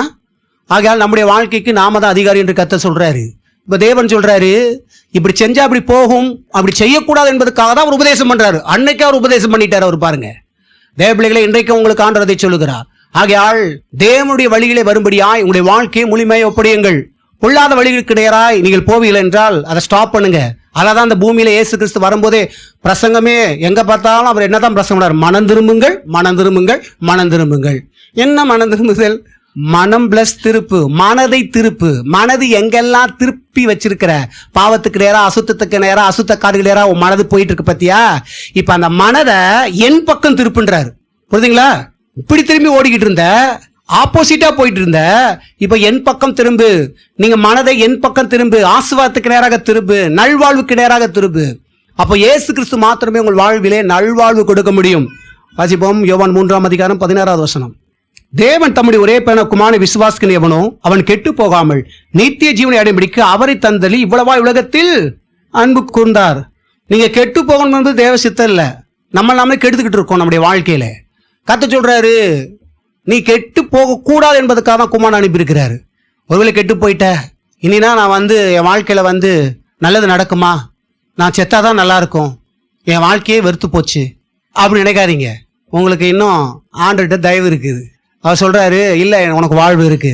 இல்லைங்க, எனக்கு வாழ்க்கையே முடிஞ்சிச்சுன்னு நான் உணர்றேன், ஃபீல் பண்றேன், எனக்கு அவ்வளோதான் ஃபினிஷ், இனிமேலாம் திருப்பியும் கீழேருந்து மேலே வரதெல்லாம் முடியாது. ஏற்கனவே கீழேருந்து மேலே இப்போ டுஷ்ஷுன்னு கீழே இறங்கிட்டோம். இனி வர்றதுக்கு எனக்கு வாய்ப்பு இல்லைன்ற எனக்கே புரியுது. அதனால எனக்கு வாழ்க்கை வாழவே பிடிக்காது அப்படி நீங்கள் ஃபீல் பண்ணுறீங்களா? கர்த்தர் சொல்கிறாரு, உன் ஃபீலிங்கை இப்போ கொஞ்சம் தள்ளி வச்சுட்டு என் வசனத்துக்கு நேராக வா. சொல்லுங்கள், ஃபீலிங்லாம் கொஞ்சம் தூக்கி வச்சிடுறேன். ஆயத்திலிருந்து சொல்லுங்கள், என் ஃபீலிங்கெல்லாம் கொஞ்சம் தூக்கி வச்சிடுறேன். கர்த்தர் கரெக்டாக கொண்டு வந்திருக்கிறாரு. ஆமாம், பார்த்துக்குங்க. தேவன் அவர் சரியாய் நடத்துகிறவர். நீங்கள் பாக்கியவான்கள். என்ன தெரியுமா, இதே மாதிரி சூழ்நிலை நிறைய பேர் இருப்பாங்க. ஆனால் அவங்க இயேசுவை சரியான டயத்தில் போய் தேட மாட்டாங்க, மறிச்சு போயிட்டு இருப்பாங்க. இப்போ இந்த சனப்பொழுதுல, இந்த ஒரு நொடி பொழுதுல எத்தனை பேர் மறிச்சிட்டு இருப்பாங்க. ஆனால் நீங்கள் ஆஸ்வதிக்கப்பட்டிருக்கிறீர்கள். தேவனுடைய அன்பு உங்கள் மேல் வந்தது, தேவனுடைய கண்கள் உங்கள் மீது வந்தது, தேவனுடைய ஆவி உங்களை இந்த பக்கமாய் திசை திருப்பி இருக்கிறது. அப்போ நீங்கள் புரிந்து கொள்ளுங்கள், ஆண்டவர் உங்கள் மேலே என்ன அன்பா இருக்கிறார். கூட்டு வந்தவர் எதுக்கு கொண்டு வந்திருப்பாரு? இப்போ நான் உன்னை எப்படி தூக்குறேன்னு மட்டும் பாரு அப்படின்றார். நீ வாழ்க்கை ரொம்ப கஷ்டப்பட்டு எந்திரிச்சு அப்படி இப்படி இப்படின்னு வந்த இப்போ உனக்கு நான் எளிமையாக தூக்கி விடுறேன்றாரு. எது எப்படி இருக்கு பார்த்தீங்களா? நல்லா இருக்கா இல்லையா? கெட்டு போகுதுன்னு சித்தம் இல்லை. உனக்காக என் குமாரனே நான் கொடுத்துருக்கும் போது, உன் நல்வாழ்வுக்காக நான் அவரை கொடுத்துருக்கிறேன். அவரை நம்பு, அவர் விசுவாசி. அவதான் உன் வாழ்க்கையை உயர்த்த போறாரு. இயேசுதான் உன்னுடைய வாழ்க்கையும் என்னுடைய வாழ்க்கையை மாற்றப் போகிறவர். இயேசுதான் உங்களுக்கும் எனக்கும் விடுதலையாக்குறவர். இயேசு உங்கள் வீட்டின் தலைவராய் வந்திருப்பார் என்றால் எந்த கெட்ட சக்தியிலும் துர் ஆவிகளும் உங்களுடைய வாழ்க்கையில கிரியை செய்ய முடியாது என்பதை புரிந்து கொள்ளுங்கள். இயேசுக்கு ஜோராய் கறந்துட்டோமா? கறந்து சாதம் நினைக்காதீங்க. ஏசு என்னமோ யார் நினைக்காதீங்க. அவர் தான் பிதா, அவர் தான் ஆவியானவர். நமக்காக மனுஷனா பிறந்தார். தேவ பிள்ளைகளை விளங்கிக் கொள்ளுங்கள். சொல்றாரு, கெட்டு போகாமல் நல்வாழ்வை அடையும்படி நல்ல வாழ்க்கையை நீங்க பெற்றுக்கொள்ளும் கர்த்தர் விரும்புறாரு. அந்த நல்ல வாழ்க்கையை அவரே தரேன்றாரு. இதுக்கு முன்னாடி கெட்டு போன வாழ்க்கையை வாழ்ந்த, அது கூட கொஞ்சம் நல்லா இருக்குன்னு, அதுவும் இப்போ என்ன ஆகிப்போச்சு, கொஞ்சம் எரிஞ்சுக்கிட்டே இருந்துச்சு, எரியிற மாதிரி நல்லா தான் இருந்து டஸ்ன்னு என்ன ஆகிப்போச்சு, அணைஞ்சு போச்சு. இப்போ கர்த்தர் சொல்றாரு, இல்லை இல்லை, இப்போ நான் உனக்கு ஏற்ற போறேன் வாழ்க்கையில. நான் ஏற்றுற விளக்கை எவனும் அணைக்க முடியாது. நீ ஏற்றின விளக்கு பல காற்றுகளால் என்ன ஆயிரும், அணைஞ்சு போயிடும். இல்லை மற்ற மனுஷன் என்ன பண்ணுவோம், அப்படி ஊதிட்டு போயிருப்பான். மொத்தமாக போய் தொலை சாகுங்கடா அப்படின்னு இருக்கக்கூடாதுன்னு. புரியுதுங்களா? இல்லை எண்ணெய் ஊற்றி வச்சுன்னு வச்சுக்கோ, எண்ணெய் கலவாண்டி போயிடுவான். இந்த கார்த்திகை மாதத்தில் இந்த விளக்கு வைக்கும்போது சில மனித அவைக்கு அப்போ தான் கொஞ்சம் கொஞ்சமாக எண்ணெய் ஊற்றிட்டு போயிருங்க. அதான் இப்போ நேக்கா என்ன பண்ணிட்டாங்க, இப்போ எண்ணெய் விளக்கே இல்லை. என்ன விளக்கு, மனுஷன் என்னமா ஆயிட்டான் பாருங்க. ஒரு காலத்தில் கோலம் எதுக்கு போடுவாங்க தெரியுமா? கோலம் எதில் போடுவாங்க தெரியுமா? அரிசி மாவில். எதுக்கு போடுவாங்க தெரியுமா? அந்த எறும்புகளுக்கு, ஜீவராசிகளுக்கு எல்லாமே. ஆனால் மனுஷன் என்ன ஆகிட்டான் பார்த்தீங்களா? இதை போய் கொடுக்கவா, இது இருந்தால் நாங்கள் வீட்டில் இன்னும் 2 நாள் சோறு ஆக்கி சாப்பிடுவோம் சொல்லிட்டு என்ன பண்ணிட்டான், கல்லை இடித்து அதை இடித்து போட்டு இப்போ இதை தின்னு. எதை தின்னப்போ வரவே வராது. அது கர்த்தர் இன்றைக்கு உங்களுடன் இடைபெடுகிறார். கர்த்தர் சொல்லுகிறார், என்ன சொல்கிறார் அப்படின்னா, இப்போ உன் விளக்கை நான் ஏற்ற போகிறேன். அந்த விளக்கை அணையாமல் பாதுகாக்கிறவனும் நான் தான். யாரும் அணைக்க முடியாது, திருட முடியாது. தேவ பிள்ளைகளே, நீங்கள் பயப்படாதீங்கள். அவர் உங்கள் வாழ்விலே முதன்மைப்படுத்துகிறார் என்றால், இவர் தான் எனக்கு வேணும், இவர் தான் என் வாழ்வில முக்கியம், இவர் என்னை உயர்த்துவார் என்று சொல்லி நீங்க முக்கியத்துவப்படுத்தீங்கன்னா அவர் உங்களை முக்கியத்துவப்படுத்துவார். வேத வசனம் சொல்லுகிறது, தேவன் சொல்லுகிறார், என்னை கனமனுவர்களை நான் கனமனுவேன். என்னை கனயினம் அணுகிறவர்கள் அசட்டை பண்ணப்படுவார்கள். அநேக கிறிஸ்துவோட ஜெபம் அசட்டை பண்ணப்படுகிறது. காரணம், அவன் கிறிஸ்துவை முக்கியத்துவப்படுத்துறதே இல்லை, மகிமைப்படுத்துறதே இல்லை. கனம் பண்றதே கிடையாது. இப்ப கர்த்தர் சொல்றாரு, என்னை எவெல்லாம் முதன்மைப்படுத்துறானோ, என் வார்த்தையை யாரெல்லாம் கேட்டு அது கீழ்படுறானோ, இப்ப வார்த்தை கேட்டு கீழ்படுறவன் தான் முக்கியத்துவப்படுத்துறான். எதுலையுமே இயேசுதான் எனக்கு முக்கியம் சொல்றவன் இப்ப கர்த்தர் பார்க்கிறார். இப்ப என்ன முக்கியத்துவப்படுத்தும் போது நான் ஒன்று என்ன பண்ணுவேன், இப்ப நம்மளே இருக்கிறோம், உங்களை ஒரு ஆள் வந்து முக்கியத்துவப்படுத்துறானா நீங்க என்ன பண்ணுவீங்க, சார் வாங்க சார் உட்காருங்க சார், டீ சாருங்க சார் அப்படின்னா என்ன ஆயிடுது, நம்ம மேலேயும் இவ்வளோ ஒரு மரியாதை, நமக்கும் ஒரு என்னங்க அப்படியே இங்கே பட்டாம்பூச்சிலாம் பறக்குதா இல்லையா, நீங்கள் வரீங்க அந்த அப்படின்னா என்ன ஆகுது, அப்படி பண்ணும்போது இப்போ நீங்கள் மூஞ்சி எப்படி காமிப்பீங்க, அவர் 1 மடங்கு காமிச்சா எனக்கு 2 மடங்கு என்ன காமிக்கீங்களோ அப்படி. கர்த்தர் அதான் சொல்றாரு, என்ன கனம் பண்ணனா உன மதிப்பு தரேன்றாரு. என் வார்த்தை அப்படியே தூக்கி எஞ்சிட்டு இங்கே வந்துட்டு இதோட முடிஞ்சு போச்சு, அப்படியே நம்ம இஷ்டப்படி நம்ம போல வாழ்வோம் அப்படின்னு நீ போனோன்னு வச்சுக்குவேன், அதையும் கடவுள் அறிவாரு. இப்போ என்ன சொல்றாரு, என் வார்த்தையை தூக்கி எஞ்சிட்டு இப்போ போயிடுற, நல்லது வாங்குற மாதிரி வாங்கிட்டு ஓடி போயிடலாம் நீ நினைக்கிற, இப்போ உனக்கு ஒன்றும் ஆக போகிறது இல்லை. என்னை நீ கனம் பண்ண அப்படின்னா நான் உன்னை கனம் பண்ணி நீ பேசுற வார்த்தைக்கு மதிப்பு கொடுத்து வருவேன்றார். நம்ம ஆண்டவருக்கு நீங்க மதிப்பு கொடுக்கலாம், ஏன்னா நம்முடைய ஆண்டவர் வந்து மதிப்பை எதிர்பார்க்கிறவர், மரியாதையை எதிர்பார்க்கிறவர். மனுஷனையும் அப்படித்தான் உண்டாக்கி இருக்கிறார். மனுஷன் எப்படி உண்டாக்கப்பட்டான், அவருடைய சாயலாகவும் அவருடைய ரூபத்தின்படியாகவும் உண்டாக்கி இருக்கிறார். உண்மையா இல்லையா? இங்க இருக்கிற கடைக்கோடி மனுஷனுக்கும் என்ன எதிர்பார்க்கறான், நீங்க சின்ன குழந்தைகளை நீங்க பேசும்போது பார்த்துருக்கீங்கன்னா அப்படி பேசி பாருங்க. அதே போல செல்லம் வாங்க பார்க்கில் போய் எக்ஸசைஸ் இது பாருங்க, அதை உட்காந்து ஆடிக்கிட்டே பார்த்தேன், குட்டி பையன் செல்லம் கொஞ்சம் அது பண்ணிடுவா இறங்கிட்டான் பாருங்க, முடிஞ்சிச்சு இறங்கு அப்படின்னு நான் வீம்புக்கு போய் நிற்கும். தேவ பிள்ளைகளே நல்லா கவனிங்களேன், சின்ன பிள்ளை கூட மரியாதை எதிர்பார்க்குது. நீங்க மரியாதை கொடுத்தீங்கன்னா என்ன ஆகும், வரும். ஏன் அங்க அப்படி இருக்குன்னா நீங்க கவனிக்க வேண்டிய விஷயம் ஒன்று இருக்குது. ஏனென்றால் நீங்கள் நானும் கடவுளை போல சிருஷ்டிக்கப்பட்டிருக்கிறோம். நீங்க குரங்கு கிடையாது, குரங்குல இருந்து வந்தாலும் இல்லை. ஒருவேளை ஒரு சில பேருக்கு குரங்கு மாதிரி மூஞ்சி இருக்கலாம், அதனால குரங்குல வந்தான்னு சொல்லி நீங்க என்ன பண்ணிடக்கூடாது. குரங்குலேருந்து மனுஷன் வரல, குரங்குலேருந்து மனுஷன் வந்தால் இன்னைக்கு ரத்தம் காலையினா குரங்குலேருந்து எடுக்கணும். சரிதா? மாற்று உறுப்புகளுக்கு என்ன பண்ணணும், குரங்க விட்டு வச்சுருப்பானா மனுஷனே இன்னைக்கு என்ன பண்ணுறான், எல்லாம் திருடுறாங்களா மனுஷனை. இப்போ எவ்வளோ திருடிட்டு இருக்குது, என்ன நடக்குது தெரியுமா உங்களுக்கு, உறுப்புகளை எடுத்து விற்கிறான். அதுவும் படிக்கிற பிள்ளைகள தான். ஏன்னா கொஞ்சம் இதெல்லாம் போன பிறகு எல்லாத்துக்கும் சுகர் வந்துடுது, பிபி வந்துடுது. 28 வயசில் கொஞ்சம் என்ன பண்ணுறான், அந்த சின்ன வயசு பிள்ளைங்க இந்த படிக்கிற பிள்ளைங்க போது கொஞ்சம் எந்த வியாதியும் கொஞ்சம் இல்லாமல் இருக்குது. இதில் கண்ணை மூடி தூக்கிடலாம், தூக்கி என்ன பண்ணுறான், அறுத்துடுறான். தேவ பிள்ளைகளே விளங்கி கொள்ளுங்கள், எல்லாம் இந்த உலகத்தில் பல விஷயம் நடந்து கொண்டு இருக்கிறது. நம்ம பாயிண்ட்டுக்கு வருவோம். தேவன் அவர் மரியாதையை எதிர்பார்க்கிறவர். அதை போலதான், அதனால தான் நம்ம எதிர்பார்க்கிறோம். அதான் சொல்ல வரேன். நம்மள அறியாமே சின்ன பிள்ளைகளுக்கு நீ சொல்லி கொடுத்தீங்களா, உன்னை மரியாதையா பேசினா தான் நீ மரியாதையா நடந்துக்கிறணும் சொல்லியா கொடுக்குறீங்க, நீங்க சொல்லல. ஆனா ஆட்டோமேட்டிக்கா அதுக்குள்ள என்ன இருக்குது, அந்த ஸ்வாவம் அதுக்குள்ள இருக்குது. அதனாலதான் பாத்தீங்கன்னா என்ன ஆகுது, செல்லம் கொஞ்சம் இறங்கப்பா, என்னப்பா போங்க வாங்க அப்படி கொஞ்சம் நீங்க கொஞ்சம் எக்ஸ்ட்ரீமா பேசுங்க, அது முக்கியம் கொடுத்து அது இது பண்ணுங்க, உங்களை பார்க்கும், உங்ககிட்ட பேசும். நீங்க கண்ணடிச்சுன்னா அதுவும் பார்த்து கண்ணடிக்கும். நீங்க சிரிச்சினா என்ன ஆகும், சிரிக்கும். நீங்க மூஞ்ச காமிச்சிங்கன்னா மூஞ்ச காமிச்சா ஒன்று சில என்ன பண்ணி போயிட்டு இருக்கும்போது கள்ள தூக்கி மண்டையை உடச்சிட்டு போயிடும். அப்படி இருக்குது உலகம். தேவ பிள்ளைகளே, இன்றைக்கு நான் சொல்லுகிறேன், தேவனுக்கு நீங்கள் முக்கியத்துவம் கொடுக்குற பிள்ளைகள் என்றால் இன்றைக்கு உங்கள் வாழ்க்கையில எல்லா விதத்திலும் நீங்க உயர்ந்திருப்பீங்க. ஏனென்றால் உங்களுடைய வார்த்தைக்கு அவர் செவி கொடுக்கிறவர், கர்த்தர் மதிப்பு கொடுக்கிறவர். கர்த்தாவே என் வீட்டுக்கு வாரும் என்று சொன்னால் அவர் வருகிறவர். ஏன்னா கூப்பிட்ட இடத்துக்கு அவர் வந்துடுவார். எங்கனாலும் வேதவசனம் சொல்லுது, நீ எகிப்துக்கு போனாலும் நான் அங்கேயும் இருப்பேன். எகிப்துனா என்ன, பிசாசின் உலகம். பிசாசின் உலகத்துக்குள்ள நீ போனாலும், பிசாசுக்குள்ள போனாலும் நீ பயப்படாமல் போ, நான் உன்னோடு இருப்பேன். எங்க போனாலும் உடைய விட மாட்டேன்றாரு. விடாத ஆண்டவர் அவர். ஒன் டைம் கூப்பிட்டா அவர் என்ன பண்றாராம், கடைசி வரைக்கும் கைவிடவே மாட்டாராம். கஷ்டமான சூழ்நிலை அப்படியே கைவிட்டு ஓடுறது இல்லை. கர்த்தர் சொல்றாரு, மிகவும் கஷ்டமான சூழ்நிலையும் நெருக்கமான சூழ்நிலையும் எப்படிப்பட்ட சூழ்நிலையும் உன்னோட நான் இருப்பேன்டா, தைரியமா இருறான்றாரு. என்னடா உன்னை பண்ண முடியும், எந்த மனுஷன் என்ன பண்ண முடியும், எந்த மனுஷனுக்கு பயப்படுற, பயப்படாத, மனிதனை குறித்து பயப்படாத. நான் உனக்கு சப்போர்ட்டா இருக்கிறேன், நான் தான் உன்னை படைச்சேன். என் அனுமதி இல்லாம எவனும் உன் மேல் கை போடுவதில்லை. ஹல்லேலூயா, நம்புறீங்களா? Thank you Lord. மனிதனை குறித்து பயப்படாத, நான் உன்னை படைத்தேன், நான் உன்னை உருவாக்குனேன், நான் அந்த உலகத்துல உன்னை வச்சிருக்கிறேன். என்ன நீ அறியாம இருக்கலாம், ஆனா உன்னை நான் அறிஞ்சிருக்கிறேன். என்ன படைச்சதே நான்.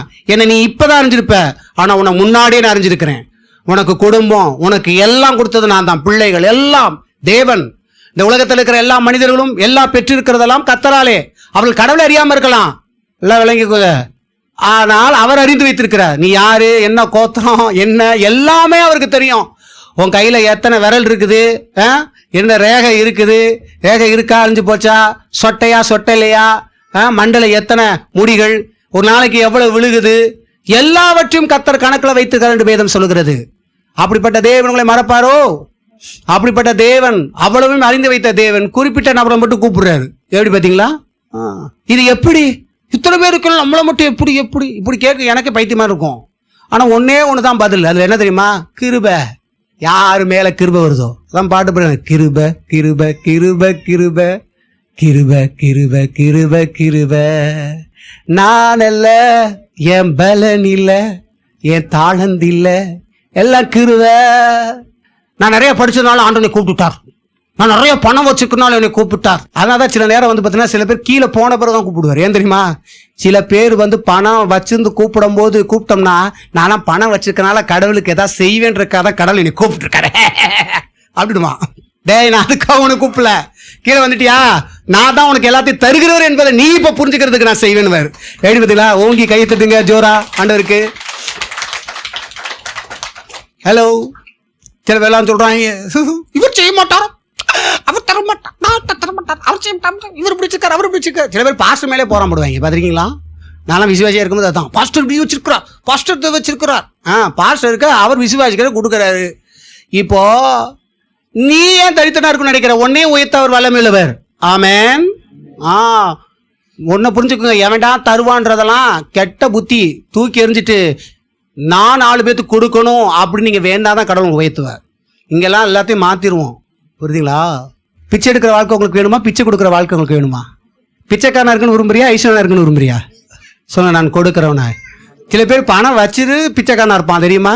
இவன் கடவுளுக்கும் ஒழுங்கா செய்ய மாட்டான், எல்லாம் திருட்டு பையன், கஞ்ச பிசுனாரி. தேவ பிள்ளைகளே, கடவுள் நம்மளை வந்து பார்த்தீங்கன்னா ஒரு நேர்த்தியா இருக்கும்படியாக விரும்புகிறார். நேர்த்தியான ஒரு வாழ்வு, ஒரு மேன்மையான ஒரு வாழ்வு இருக்கும்படியாக கர்த்தர் விரும்புகிறார். நாம் கொடுக்கும்படியாக இருக்கணும். கொடுக்கிறவங்களுக்கு இன்னும் கொடுக்கணும். கொடுத்தவங்க என்ன பண்ணணும்? உங்களை உயர்த்தும் போது நீங்கள் கடவுளுக்கு நிறைய செய்யணும். அப்பதான் இன்னும் ஆண்டவர் கொண்டு போவார். நான் நிறைய பேர் என்ன பண்ணுவேன்னா, அப்படியே வச்சுக்கிட்டேன் தர மாட்டேன், நானே போட்டு தின்றேன், நான் உன்னை இன்னொரு வகையில் உன்னை போடுறதுக்கு திருப்பி விட்டுருவாரு. தேவ பிள்ளைகளை இதெல்லாம் நீங்கள் நல்லா விளங்கிக் கொள்ளுங்கள். முதலே ஒரு தேவ பிள்ளை என்ன பண்ணும்? சபையிலே ஒழுங்கா இருக்கணும். ஒரு சபைக்கு ஒழுங்கா போகணும். அப்பதான் கர்த்தர் அங்க விடுதலையாக்குவார். அவங்கள்ட்ட இருக்கிற பிரச்சனைகளுக்கெல்லாம் ஒரு சொல்யூஷன் கொடுப்பார். அப்புறம் அவங்கள வந்து ஆஸ்வதிக்க ஆரம்பிப்பார். ஆஸ்வதிக்கும் போது அவன் சபையை ஆஸ்வதிக்க வேண்டும், ஊழியனை ஆஸ்வதிக்கணும். இப்படிதான் கர்த்தர் வைத்திருக்கிறார். ஆனால் அவன் ஒரு பிச்சைக்காரனா இருக்கும்னு நினைச்சான்னா, கடவுளே நினைச்சாலும் ஆஸ்வதிக்க முடியாது. இருக்கீங்களா? நிறைய கிறிஸ்தவத்தில் நிறைய பிச்சைக்காரர் இருப்பார், பார்த்துருக்கீங்களா? வேண்டா தருவேன். நான் ஆண்டவரை ஏற்றுக்கொள்ளாமல் இருக்கும்போது கூட இந்த மாதிரி குணம்லாம் எனக்கு பிடிக்கவே பிடிக்காது. புரியுதுங்களா? நாம தான் 10 பேச கொடுக்குற மாதிரி இருக்கணும் அப்படின்றது. நீங்கள் அப்படிப்பட்டவளாக இருக்கணும்னு கர்த்தர் விரும்புகிறார். அப்படிப்பட்டவர்கள் தான் கொடுப்பார் ஆண்டவர். நான் 10 பேத்துக்கு செய்கிறவனா என்னை உயர்த்துங்கன்னு சொல்லணும். எது உங்களுக்கு பிடிச்சிருக்கு? இந்த வாழ்க்கை எந்த வாழ்க்கை பிடிச்சிருக்கு? என்கிட்ட போடுங்களாம். கர்த்தர் சொல்றாரு, இப்படி இருந்தனா தானே ஆசைக்க முடியாது. நீ 4 பேர் கொடுக்கணும், நீ செய்யணும், ஊழியங்களை தாங்கணும் அப்படின்னா கர்த்தர் சொல்றாரு, இப்போ ஒன்னதான் நான் உயர்த்த போறேன்றாரு. இப்ப நீ செய்யறதெல்லாம் நான் உனக்கு தொடங்க வைப்பேன். நீ செய்யும் போது அந்த வேலையில நான் வந்து அங்க நிற்பேன்றார். இதுக்கு மேல என்னங்க வேணும்? இதுக்கு மேல என்ன வேணும்? ஒருத்தன் ஊழியக்காரனையும் ஊழியத்தை தாங்குறவனோட எந்த இடத்துல அவர் வந்து நிற்பார். இல்லைன்னா சில நேரங்களில் சில விஷயங்களை கழட்டி விடுவார். எனக்கே நல்லா தெரியும். ஆவியான சில பேர்ட்ட பேசும்போது பாத்தீங்கன்னா, என்கிட்ட வந்து பாத்தீங்கன்னா, ஒருத்தோட ஜெபிக்கல, அவன் ஜெபத்துல குறைவனா இருப்பானா, அவன் கிட்ட ஜெபத்தை பத்தியே பேசிட்டு இருப்பார். ஒருத்தன் பணத்துல வந்து இப்போ தசமா ஒழுங்கா கொடுக்கல, இல்ல ஏமாத்துறான், இல்ல வஞ்சிக்கிறான், இல்ல அவன் இஷ்டப்படி போறானா, அதை பத்தியே பேசிட்டு இருப்பாரு. என்ன விஷயத்துல தவறா இருக்காங்களோ அந்த விஷயத்தை கர்த்தர் இடைபடுவார். ஏன் இடைபடுவார் சொல்லும் போது பார்த்தீங்கன்னா, அந்த ரீதியில அவன் வாழ்க்கையில இருக்கிற தடைகளை உடைத்து அவனை மேலும் உயர்த்துவதற்கு கொண்டு வருவார். அப்பே புரிஞ்சுக்கிருவேன். சில பேர்ட்ட பேசும்போது பாத்தீங்கன்னா, ஆண்டவர் என்கிட்ட இருந்து இடைபட மாட்டார், நான் பேசுவேன். அப்ப தெரியும் கர்த்தர் இவங்க இடைபடல. ஏன்னா இவன் என்ன கேட்டாலும் இது திருந்தலன்னு அர்த்தம். என்ன சொன்னாலும் என்ன பண்ணுவாங்க? நான் அவங்களுக்கு பேர் வச்சிருப்பேன், என்ன பண்ணின்னு. நிறைய பேர் நான் போராட மாட்டேன், தமக்கு தேவையில்லை, போராடுறது வேஸ்ட். ஆண்டவர் சொல்ல விஷயத்தை சொல்றோம், அதை கீப் அப் பண்றவங்களுடைய வாழ்க்கையில கர்த்தர் என்ன பண்ணுவாரு? கிரியை செய்வார். கீப் அப் பண்ணல அப்படின்னு சொல்லும் போது பாத்தீங்கன்னா நாம போறது வேஸ்ட். நான் அங்க மெசேஜில் எழுதி விட்டேன் பாருங்க, எப்பா என்னுடைய வேலை ஃபினிஷ்டு, ஆண்டவர் என்ன உன்கிட்ட பேச சொன்னாரோ நான் சொல்லிட்டேன். நீ அவர் கொடுக்கல வைக்க எனக்கு தேவையில்லை. நீ எதுக்கு என்கிட்ட சொல்ற? எனக்கு அது பிரச்சனையே இல்லை. அவர் உனக்கு என்ன சொன்னாரோ அதை செஞ்சேன்னா உனக்கு அற்புதம். ஒரு வசனத்தை வாசித்து நான் முடிக்கிறேன். யோவான் 2:1 வாசிங்க. 3ஆம் நாளிலே கலிலேயா உள்ள கானா ஊரில் ஒரு கல்யாணம் நடந்தது. இயேசுவின் தாயும் அங்கே இருந்தாள். இயேசுவும் அவருடைய சீஷரும் அந்த கல்யாணத்துக்கு அழைக்கப்பட்டிருந்தார்கள். திராட்சரசம் குறைவுபட்ட போது இயேசுவின் தாய் அவரை நோக்கி, அவர்களுக்கு திராட்சரசம் இல்லை என்றார். அதற்கு இயேசு, ஸ்திரீயே, எனக்கும் உனக்கும் என்ன? என் வேலை இன்னும் வரவில்லை என்றார். அவருடைய தாய் வேலைக்காரரை நோக்கி, அவர் உங்களுக்கு என்ன சொல்லுகிறாரோ அதன்படி செய்யுங்கள் என்றார். பாருங்க, அம்மா போய் கேக்குது, மரியாமா போய் என்ன பண்ணுது? ஏசப்பட போய் கல்யாணத்துல திராட்சரசம் குறைஞ்சு போச்சு. அவருக்கு தெரியாதா என்ன? அவர் தான் தேவன். ஹலோ, மரியாள் கடவுளா இயேசு கடவுளா? மரியாள் ஆதியிலிருந்து இருந்தாங்களா? இயேசு ஆதியிலிருந்து இருந்தாரா? அவர் இருந்தவர் தான் பிறந்தார். புதுசா ஒன்றும் கடவுள் பிறக்கல. இருந்தவர். வசனம் என்ன சொல்லுது? நானே அல்பாவும் ஒமேகாவும் இருக்கிறேன். அல்பானா என்ன? ஆதி. ஒமேகானா அந்தம். ஆதினா ஆரம்பம், அந்தம்னா முடிவு. நான் தான் ஆரம்பம், நான் தான் முடிவு. நான் ஏதோ புதுசா வந்து இந்த பிறக்கல. இருந்தவர் பிறந்தார். புரியுதுங்களா? மரியாள் ஏற்கனவே இருந்து பிறந்தாங்களா என்ன? மரியாளே கடவுள்னா இயேசுகிட்ட வந்திருக்க வேண்டிய அவசியமே இல்லை. மரியாளே என்ன பண்ணிருக்கும்? தாட்சேசம் இல்லையா? அந்தா அன்னைக்கு இல்லாத சக்தி இன்னைக்கு வந்துருதான்னு எனக்கு ஒன்றும் புரியலை. போய் மெழுகுத்திரை வச்சு இதெல்லாம் இங்கே எங்கேயா இருந்தால் நம்ம ஏற்றுக்கலாம். ஏசு எங்கேயாச்சும் மரியாதை தான் நீங்கள் வணங்கணும் என்று கத்த சொல்லலை. சொன்னாரா? மரியாதை தாயின்னு கூட சொல்லியிருக்கிறாரு. கடவுள்னு சொன்னாரா? இதோ உன் தாயினா அங்குள்ளவங்களுக்கு சில விஷயத்த சொன்னார். அது வேற பார்த்து பார்க்க வேண்டாம். மெயினுக்கு வரேன் பாருங்க. அவங்க கடவுள் இல்லை, அவர் தான் கடவுள். உனக்காக இந்த பூமியில வருவதற்கு அவர் பிறந்தார். ஒரு மனுஷியை தேர்ந்தெடுத்தார். புரியுதுங்களா? அதுதான் அவங்க மரியாதை கொடுக்கணும். அதுக்காக கடவுள் கிடையாது. ஏன்னா கடவுள்னா அன்னைக்கே இங்கே அற்புதம் செஞ்சுருக்கணும். அவங்க கடவுளாக இருப்பாங்கன்னா ஏசப்பாட்ட கேட்க வேண்டிய அவசியமே இல்லை. ஏன்னா அவங்களே என்ன பண்ணியிருப்பாங்க? அவங்க கடவுள்னா துணை கடவுள்கிட்ட பேசியிருப்பாங்க. அப்போ பாருங்க, இவங்க அதனால தான் ஆண்டவர் இங்கே கேட்டார். எல்லாருக்கும் ஒரு கேள்வி இருக்கும். ஏன் இப்படி கேட்டாரோ ஆண்டவர்? என்ன கேட்டார்? ஸ்திரீயே, உனக்கும் எனக்கும் என்ன? அம்மான்னு கூட சொல்லலை. தமிழில் சொல்லவா? ஒவ்வொரு தமிழா? பெண்ணே, உனக்கும் எனக்கும் என்ன? நீ அப்படின்னா என்ன அர்த்தம்? நீ எனக்கு கடவுளான்றாரு. நீ என்ன கடவுளா? நீ எனக்கு ஆர்டர் போடுற? நீ இல்லை. ஒருத்தர் ஆர்டர் கொடுக்கறதுக்கு நான் வெயிட் பண்ணுறேன். ஏன்னா அவர் சொல்கிறதா இப்போ நான் செய்ய போகிறேன். நீ எனக்கு ஆர்டர் போறதுக்கு நீ கடவுள் கிடையாது. புரியுதுங்களா? அந்த அம்மா என்ன சொல்லிச்சு கடைசி? அவர் உங்களுக்கு என்ன சொல்கிறாரோ, நான் உனக்கு என்ன செய்யணும் அதை செய் அப்படின்னா போட்டிருக்குது. இன்னைக்கு பெரிய கோயிலில் கட்டி இதெல்லாம் வச்சுட்டு என்ன பண்ணிட்டாங்க? மெரியம்மா அதான் சொல்லணும். நீ அந்த அம்மாட்ட போனால் அந்த அம்மா உன்ட்டு அதை தான் சொல்லணும். அந்த அம்மா சத்தத்தை கேட்கிறவன் சொல்லுவாங்க. சில பேர் சொல்கிறாங்க, மரியம்மா நான் பார்த்தேன். எப்படி பார்த்தாங்களாம்? குழந்தையோட பார்த்தாங்களே. ஏன்னா ஏசு இன்னும் குழந்தையோட வச்சுட்டு இருக்காரு. என்ன அதே மாதிரி உங்கள் பிள்ளை இருக்குது, நீங்கள் எப்படி பெற்றீங்களோ பெற்ற மாதிரியே இருக்குதா? குழந்தையாவே வச்சுக்கிட்டு இருக்கீங்க. எப்போ இருங்க, என்னங்க சொல்லுங்க. ஆனால் எப்போ பார்த்தாலும் இந்த குழந்தையோட காட்சி அளிக்குதுன்றாங்க. எனக்கு ஒன்றும் புரியல. இதெல்லாம் மதம், மனுஷனால் ஏற்படுத்தப்பட்ட ஒன்று, கற்பனை கதைகள். இதெல்லாம் உட்காந்துக்கிட்டு என்ன பண்ணும்? அதுலேயும் மேரி மாதா, அந்த மாதா, இந்த எத்தனை மாதா பிறந்துருச்சு பாருங்க. தேவபிள்ளைகளே எல்லாம் யோசித்து பாருங்க. அந்த அம்மாவில் ஒன்றும் பண்ண முடியல. ஆனால் அந்த அம்மாட்ட நீங்கள் போனினா கூட அந்த அம்மா உண்மையே என்கிட்ட பேசுச்சுன்னா என்ன பேசணும்னு சொல்லவா? இன்ன வரைக்கும் இந்த வார்த்தையை தான் பேசும். அவர் உங்களுக்கு என்ன சொல்லுவாரோ அவர்கிட்ட தான் உங்களை அனுப்பும். அங்கே போ, மகன்கிட்ட போ, அவர் தான் கடவுள், அவர் தான் எனக்கு மகனாக பிறந்தாரு. அங்கே போய் ஜோமானா தான் நடக்கும். நான் ஒன்றும் செய்ய முடியாது. அன்னைக்கே செய்ய முடியாது. இன்னைக்கு எனக்கு எங்கே பவர் வரப்போ போகுது? ஒன்றும் பவர் கிடையாது. ஆனால் அவர் என்றைக்கும் பவர், எப்பவுமே பவர் தான். காலடி கத்தரை ஸ்தோத்திரிப்போம். அப்ப பாருங்க, அவர் உங்களுக்கு என்ன சொல்லுகிறாரோ அதை செய்யுங்க. முடிஞ்சிச்சு. நிறைய பேர் இதை செஞ்சிட்டாவே வாழ்க்கையில முன்னேறிடுவான். ஆனா இதை செய்ய மாட்டான். ஆண்டவன் மூலியமா அநேக காரியங்கள் சில பேருக்கு சொன்னா கூட இதை அவனுக்கு பிடிச்சதை எடுப்பான் பாருங்க. சில விஷயத்தை விட எடுத்துக்கிட்டு அவனுக்கு பிடிச்சதை எடுத்துட்டு மற்றதை அப்படியே விட்டுருவான். அதுல முக்கால்வாசி எதோ தெரியுமா, அந்த பண விஷயத்துல மட்டும் எடுக்க மாட்டான். தேவன் அவனை ஒதுங்கு போடணும், சரி போடணும், அதில் வரவே மாட்டான். ஏன்னா அதுல நான் என்ன, சில பேர் கத்த சொல்வார் விட்டுருன்னுவார். நான் ஒன்று சொல்ல விட்டுரு, ஆனால் சில விஷயங்கள் அவங்களுடைய வாழ்க்கையில் இந்த இடத்துல இப்படி இருக்குன்னு பாருங்க. அந்த இடத்துல அவங்களுக்கு ஒரு முடிவே இல்லாமல் போகும். ஆகையால் நான் உங்களுக்கு சொல்லுகிறேன், கடவுள் உங்ககிட்ட என்ன இடைப்படுறாரோ, கடவுள் உங்ககிட்ட என்ன பேசுறாரோ நீங்கள் செய்யுங்க, உயர்வீங்க. அவர் உங்களுக்கு என்ன அதை தான் அந்த அம்மா சொல்லுச்சு. அவர் உங்களுக்கு சொல்றதை கேளு, அவர் சொல்லாத நீ செய்யாத. அப்ப வெயிட் பண்ணு. நீயா முடிவெடுக்காத அநேக விஷயங்கள்ல அவர் என்ன உனக்கு சொல்ல வரார்? ஜெபத்துல உட்காரு, ஆண்டோட கேளு. போதர் மூலியமா கர்த்தர் பேசுவார். அந்த பிரசங்கத்து வாயில உங்களோட பேசிட்டு இருப்பார். எவ்வளவு வார்த்தை பேசினா உங்களுக்குரிய வார்த்தை வந்திருக்கும். என்ன செய்யணும், என்ன பண்ணணும்ன்ற வார்த்தைகள் இப்போ உங்களுக்குள்ள வந்திருக்கும். அந்த வார்த்தை உங்களுக்குள்ள உணர்த்திக்கிட்டே இருக்கும், உங்களோட இடைப்பட்டுக்கிட்டே இருக்கும். அப்போ அந்த வார்த்தைக்கு அப்படியே கீழ்ப்படிஞ்சாவே உங்களுக்கு அற்புதம் உண்டாகும். ஏத்த பேர் புரியுது? அப்போ அதுலதான் அப்ப அந்த அம்மா இருந்தாலும் அதான் சொல்ல போகுது. அவர் உங்களுக்கு என்ன சொல்கிறாரு? அப்ப அவர் என்ன சொன்னாரு? கச்சாடியை கொண்டு வாங்கன்றாரு. என்ன சொல்றாரு? தண்ணியை இறைச்சி ஊத்துங்க. என்னடா கல்யாணத்துல என்ன குறைபட்டிருக்குது? திராட்சை ரசம். ஆனா இங்க என்ன ஊத்த சொல்றாரு? தண்ணிய. சரி, தண்ணியை ஊத்த ஏதோ சொல்றாரு. இவருக்கு ஏதோ பைத்தியம் முடிச்சுச்சோன்னு கூட நிறைய பேர் நினைச்சிட்டே கூட ஊத்திருப்பான். சரி, நினைச்சாலும் அவன் செய்யற வேலையாச்சும் வேலை கீழ்ப்படிஞ்சான் பாருங்க. கீழ்ப்பிள்ளை 2 விதம் இருக்குது. ஒருத்தன் என்ன பண்ணுவான்னா எதுவுமே நினைக்காம கீழ்ப்படிஞ்சிருவான். இன்னொருத்த என்ன பண்ணுவான்? ஏதோ சொன்னாங்க, சரி இருந்தாலும் நம்ம பண்ணுவோம் அப்படின்ட்டு. இன்னொருத்த இருக்கான் 3வது நபர். அவன் கேள்வி கேட்டுட்டே இருப்பேன், செய்யவே மாட்டான். அவனுக்கு ஒண்ணுமே வழங்க போறது இல்லை. 2 பேர் மாதிரி இருந்தா கூட என்ன ஆயிரும்? அற்புதம் நடந்துரும். அப்ப என்னவா? தண்ணியை இறைச்சி ஊற்றும் பொழுது இப்ப கத்த சொல்ற அப்படியே போய் என்ன பண்ணு, பந்தியில போய் ஊத்துன்றாரு. இது எப்படி இருக்கும் பாத்தீங்களா? என்னடா ஒரு ரசம் வைக்கிறதுக்கு எவ்வளவு நேரம் ஆகும் சொல்லுங்க? லேடிஸுக்கு தெரியாதா? எங்களுக்கு ரசமே இன்னும் வைக்க தெரியலங்கன்னு சில பேர். இன்னும் சில பேருக்கு ரசம், இங்க பாருங்க, ரசம், புளிக்குழம்பு, சாம்பார் எல்லாமே புளி குழம்பா தான் இருக்கும். என்ன குழம்பு நம்ம கேட்கணும்? அம்மா இன்னைக்கு என்ன குழம்புமா? இந்தாடி சாம்பாரா? அம்மா என்னம்மா இன்னைக்கு குழம்பு? புளி குழம்பு. அம்மா என்னம்மா குழம்பு? ரசம். அவங்க சொல்லி தான் தெரிஞ்சுக்கிடுவாங்க. ஏன்னா எல்லாம் ஒரே மாதிரி இருக்கும். புளிக்குழம்புன்றது வேற. புளிக்குழம்புல பல விதம் இருக்குது தெரியுமா? வெந்தய குழம்பு என்பது வேற, முருங்காய் கத்திரிக்காய் போட்டு பண்ற புளிக்குழம்பு வேற, வெள்ளை பூண்டு குழம்பு வேற இருக்கா இல்லையா? நிறைய இருக்கு. சாம்பார்ன்றது வேற. நான் ஒரு வீட்டில் இருக்கும்போது அப்படிதான் பாருங்க.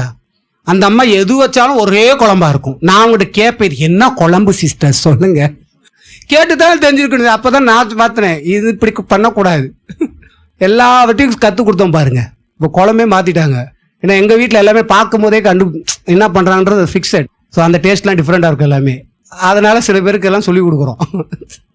சில பேர் அப்படித்தான் இருக்கிறான். இல்ல வித்தியாசம் இருக்கிறது. இங்க கத்த சொல்றாரு, போய் தண்ணியை போய் ஊத்து. அவங்க எதுவுமே பண்ணல, போய் ஊத்துனாங்க, எல்லாமே சாப்பிட்டாங்க, ஒருத்தனும் குறை சொல்லல. ஆனா ஒண்ணு சொன்னாங்க, முன்னாடி காட்டிலும் பின்னாடி இருக்கிறது ரொம்ப டேஸ்ட். கல்யாணத்திலலாம் அற்புதம் செஞ்சிருக்கிறான்னு பாருங்களேன். நம்ம கல்யாணம் சாப்பிட நினைக்கிறோம், கல்யாணத்தை தான் முதல் அற்புதமா. கல்யாணத்தை தேவன் கனம் பண்ணுகிறார். ஆமென். திருமண உறவை கர்த்தர் கனம் பண்ணுகிறார்.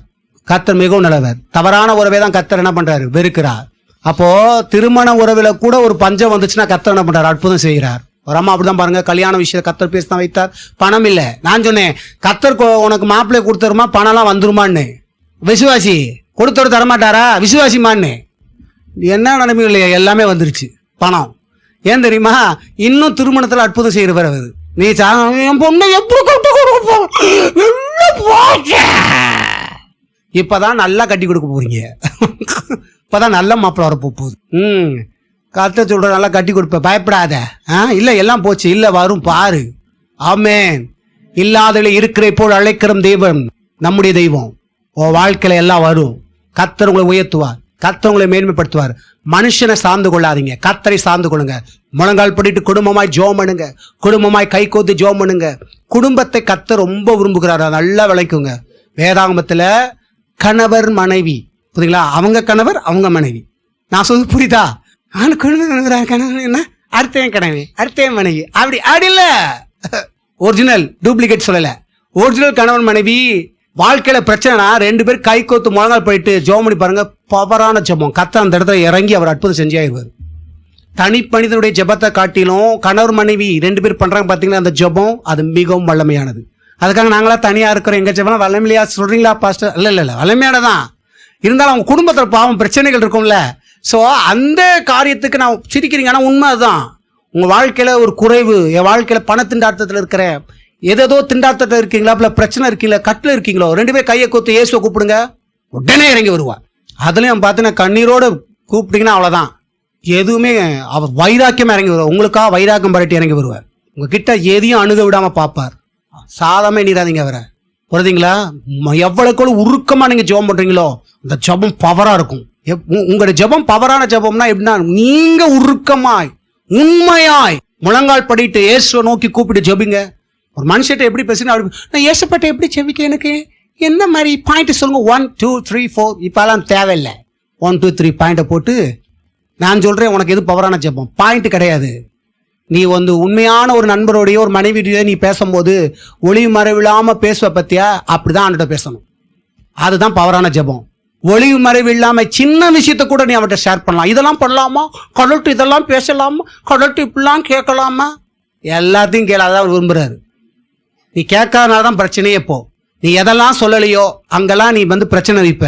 எதெல்லாம் தேவனுக்கு தெரிய பண்ணுறியோ அந்த இடத்துல விடுதலை பெற்றுக்கிடுவ. எத்தனை பேருக்கு புரியுது? உங்களுக்கு க்ளோஸ் ஃப்ரெண்ட் அவள் தான். க்ளோஸ் ஃப்ரெண்ட் எதாவது மறைப்பியா? உனக்கு தனிப்பட்ட பிரச்சனை கேள்வினாலும் அவர்கிட்ட போனால் அப்படி ஜோம் பண்ணி கேட்கணும். ஆண்டவரே இந்த விஷயம் எனக்கு பண்ணுங்க, எனக்கு சரியத்தை இந்த மாதிரி பிரச்சனைகள்லாம் இருக்குது, வெளியே சொல்ல எனக்கு ஒரு மாதிரியா இருக்குது சொல்கிறோமா இல்லையா? அதை கத்தட்ட சொல்லுங்கள்.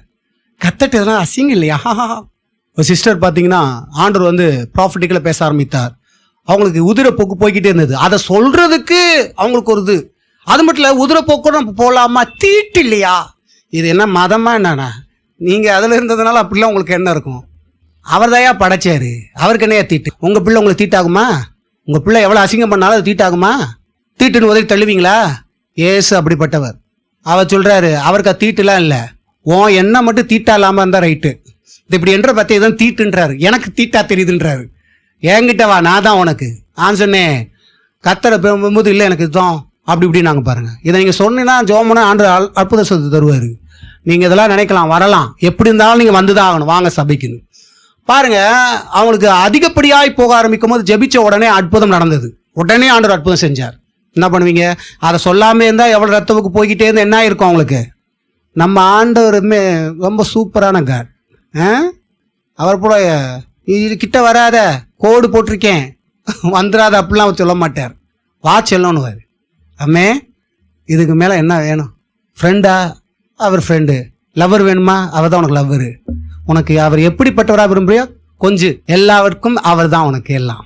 அவர் தாயும் உனக்கு அவர் தான், தகப்பனும் அவர் தான் உனக்கு எல்லாமே. நண்பர் சகோதரர்கள் பிடிச்சிக்கோ, அவரை பிடிச்சிக்கோ. அவர் ஒன்றை பிடிக்கும்படியும் கேளு, என்ன கையை பிடிச்சிக்கோங்க. சரி, நான் கூட விட்டுருமா இல்லையா? வரைக்கும் பிடிக்கலாம், அதுக்கப்புறம் கை வலிச்சு என்ன பண்ணிடுவோம்? கத்தர் பிடிச்சாருன்னா ஆண்டவர் என்னை பிடித்து கொள்ளும், என்னை நகர்த்தும், என் வாழ்க்கை உங்கள் கையில் ஒப்புவிக்கிறேன், எதிர்காலத்தை குறித்து பயப்பட மாட்டேன், இனிமேல் தான் நல்லா வர போகிறேன், சரியான இடத்துக்கு வந்துட்டோம், இப்போ சரியாயிடுவோம். எப்படி மட்டும் உங்கள் வாழ்வு மாறுது மட்டும் பாருங்கள். நீங்கள் உங்கள் வாழ்க்கையை கவனிச்சுக்கிட்டே இருங்க. தொடர்ந்து இங்கே வந்துட்டே இருந்து இந்த சத்தியத்தை கேட்டு இருந்து இங்கே வல்லமை ஜெபம் பண்ணுவோம் பாருங்கள். இதை அனுபவிச்சு போயிட்டே இருங்க. என்ன நடக்குது மட்டும் பாருங்கள். வாழ்க்கையில் கொஞ்சம் கொஞ்சமாக மாற்றம் உண்டாகும். தேவன் உங்களை லிஃப்டப் பண்ணிக்கிட்டே இருப்பார், உயர்த்திக்கிட்டே இருப்பார். ஆனால் ஒரு காரியத்தை கர்த்தர் சொல்ற ஒருத்தருக்கு, நண்பனை நம்பாதே. யாரை எங்கே வைக்கணுமோ அங்கே வைக்கணும், அது உண்மை. வீட்டுக்குள்ளே யாரை கொண்டு வரணும், வீட்டுக்கு வெளியே யாரை கொண்டு வரணும், வீட்டுக்குள்ளே எவன் கை வைக்கணும், வெளியே எவன் கை வைக்கணும். புரியுதுங்களா? அந்தந்த இது இருக்குது. எல்லாத்தையும் உள்ளே எழுதிட்டு உட்கார வைக்கக்கூடாது. யாரை எங்கே வருங்காலத்தில் ஆண்டவர் எல்லாத்தையும் சொல்லிக் கொடுப்பார், கற்றுக் கொடுப்பார். ஆகையால் கர்த்தர்ட்ட ஒப்படைங்க, உங்கள் வாழ்க்கையை முழுமையாக அர்ப்பணிங்க. உங்களை அவர் உயர்த்துவார், அவர் தான் உங்களை மாற்றுவார். ஏன்னா நானே உயர்த்துக்கொள்ள முடியாது, ஏற்கனவே உயர்த்தி கீழே விழுந்துட்டோம். இப்போது கர்த்தாவே நீர் உயர்த்தும், என் பேரை நீர் பெருமைப்படுத்தும். உங்களுடைய பேர் இப்போ என்ன ஆகி போச்சு? எல்லா இடத்துலையும் என்ன போச்சு? பேரெல்லாம் பேர் என்ன ஆகி போச்சு? நேமு வேற மாதிரி ஆகிப்போச்சு, இமார்க் ஆகிப்போச்சு. பேரை சம்பாதிச்சு வச்சோம். என் பேரை நான் எப்படி சம்பாதிச்சு வச்சு தெரியுமா? இன்னைக்கு என்ன ஆகி போச்சு? டேமேஜ் ஆகிட்டாங்க. நானே டேமேஜ் ஆகிற மாதிரி ஆகிட்டு. இப்போ கர்த்தர் சொல்றார், உன் பேரை நான் பெருமைப்படுத்துவேன். உன் பேரை இப்போ கர்த்தர் பெருமைப்படுத்தினா எப்படி இருக்கும்? அவர் தான் உங்களை பெருமைப்படுத்த போறார். எல்லாம் 7 மினிட் போவோம். எல்லா கண்களை மூடி கர்த்தரை நோக்கி பார்ப்போம்.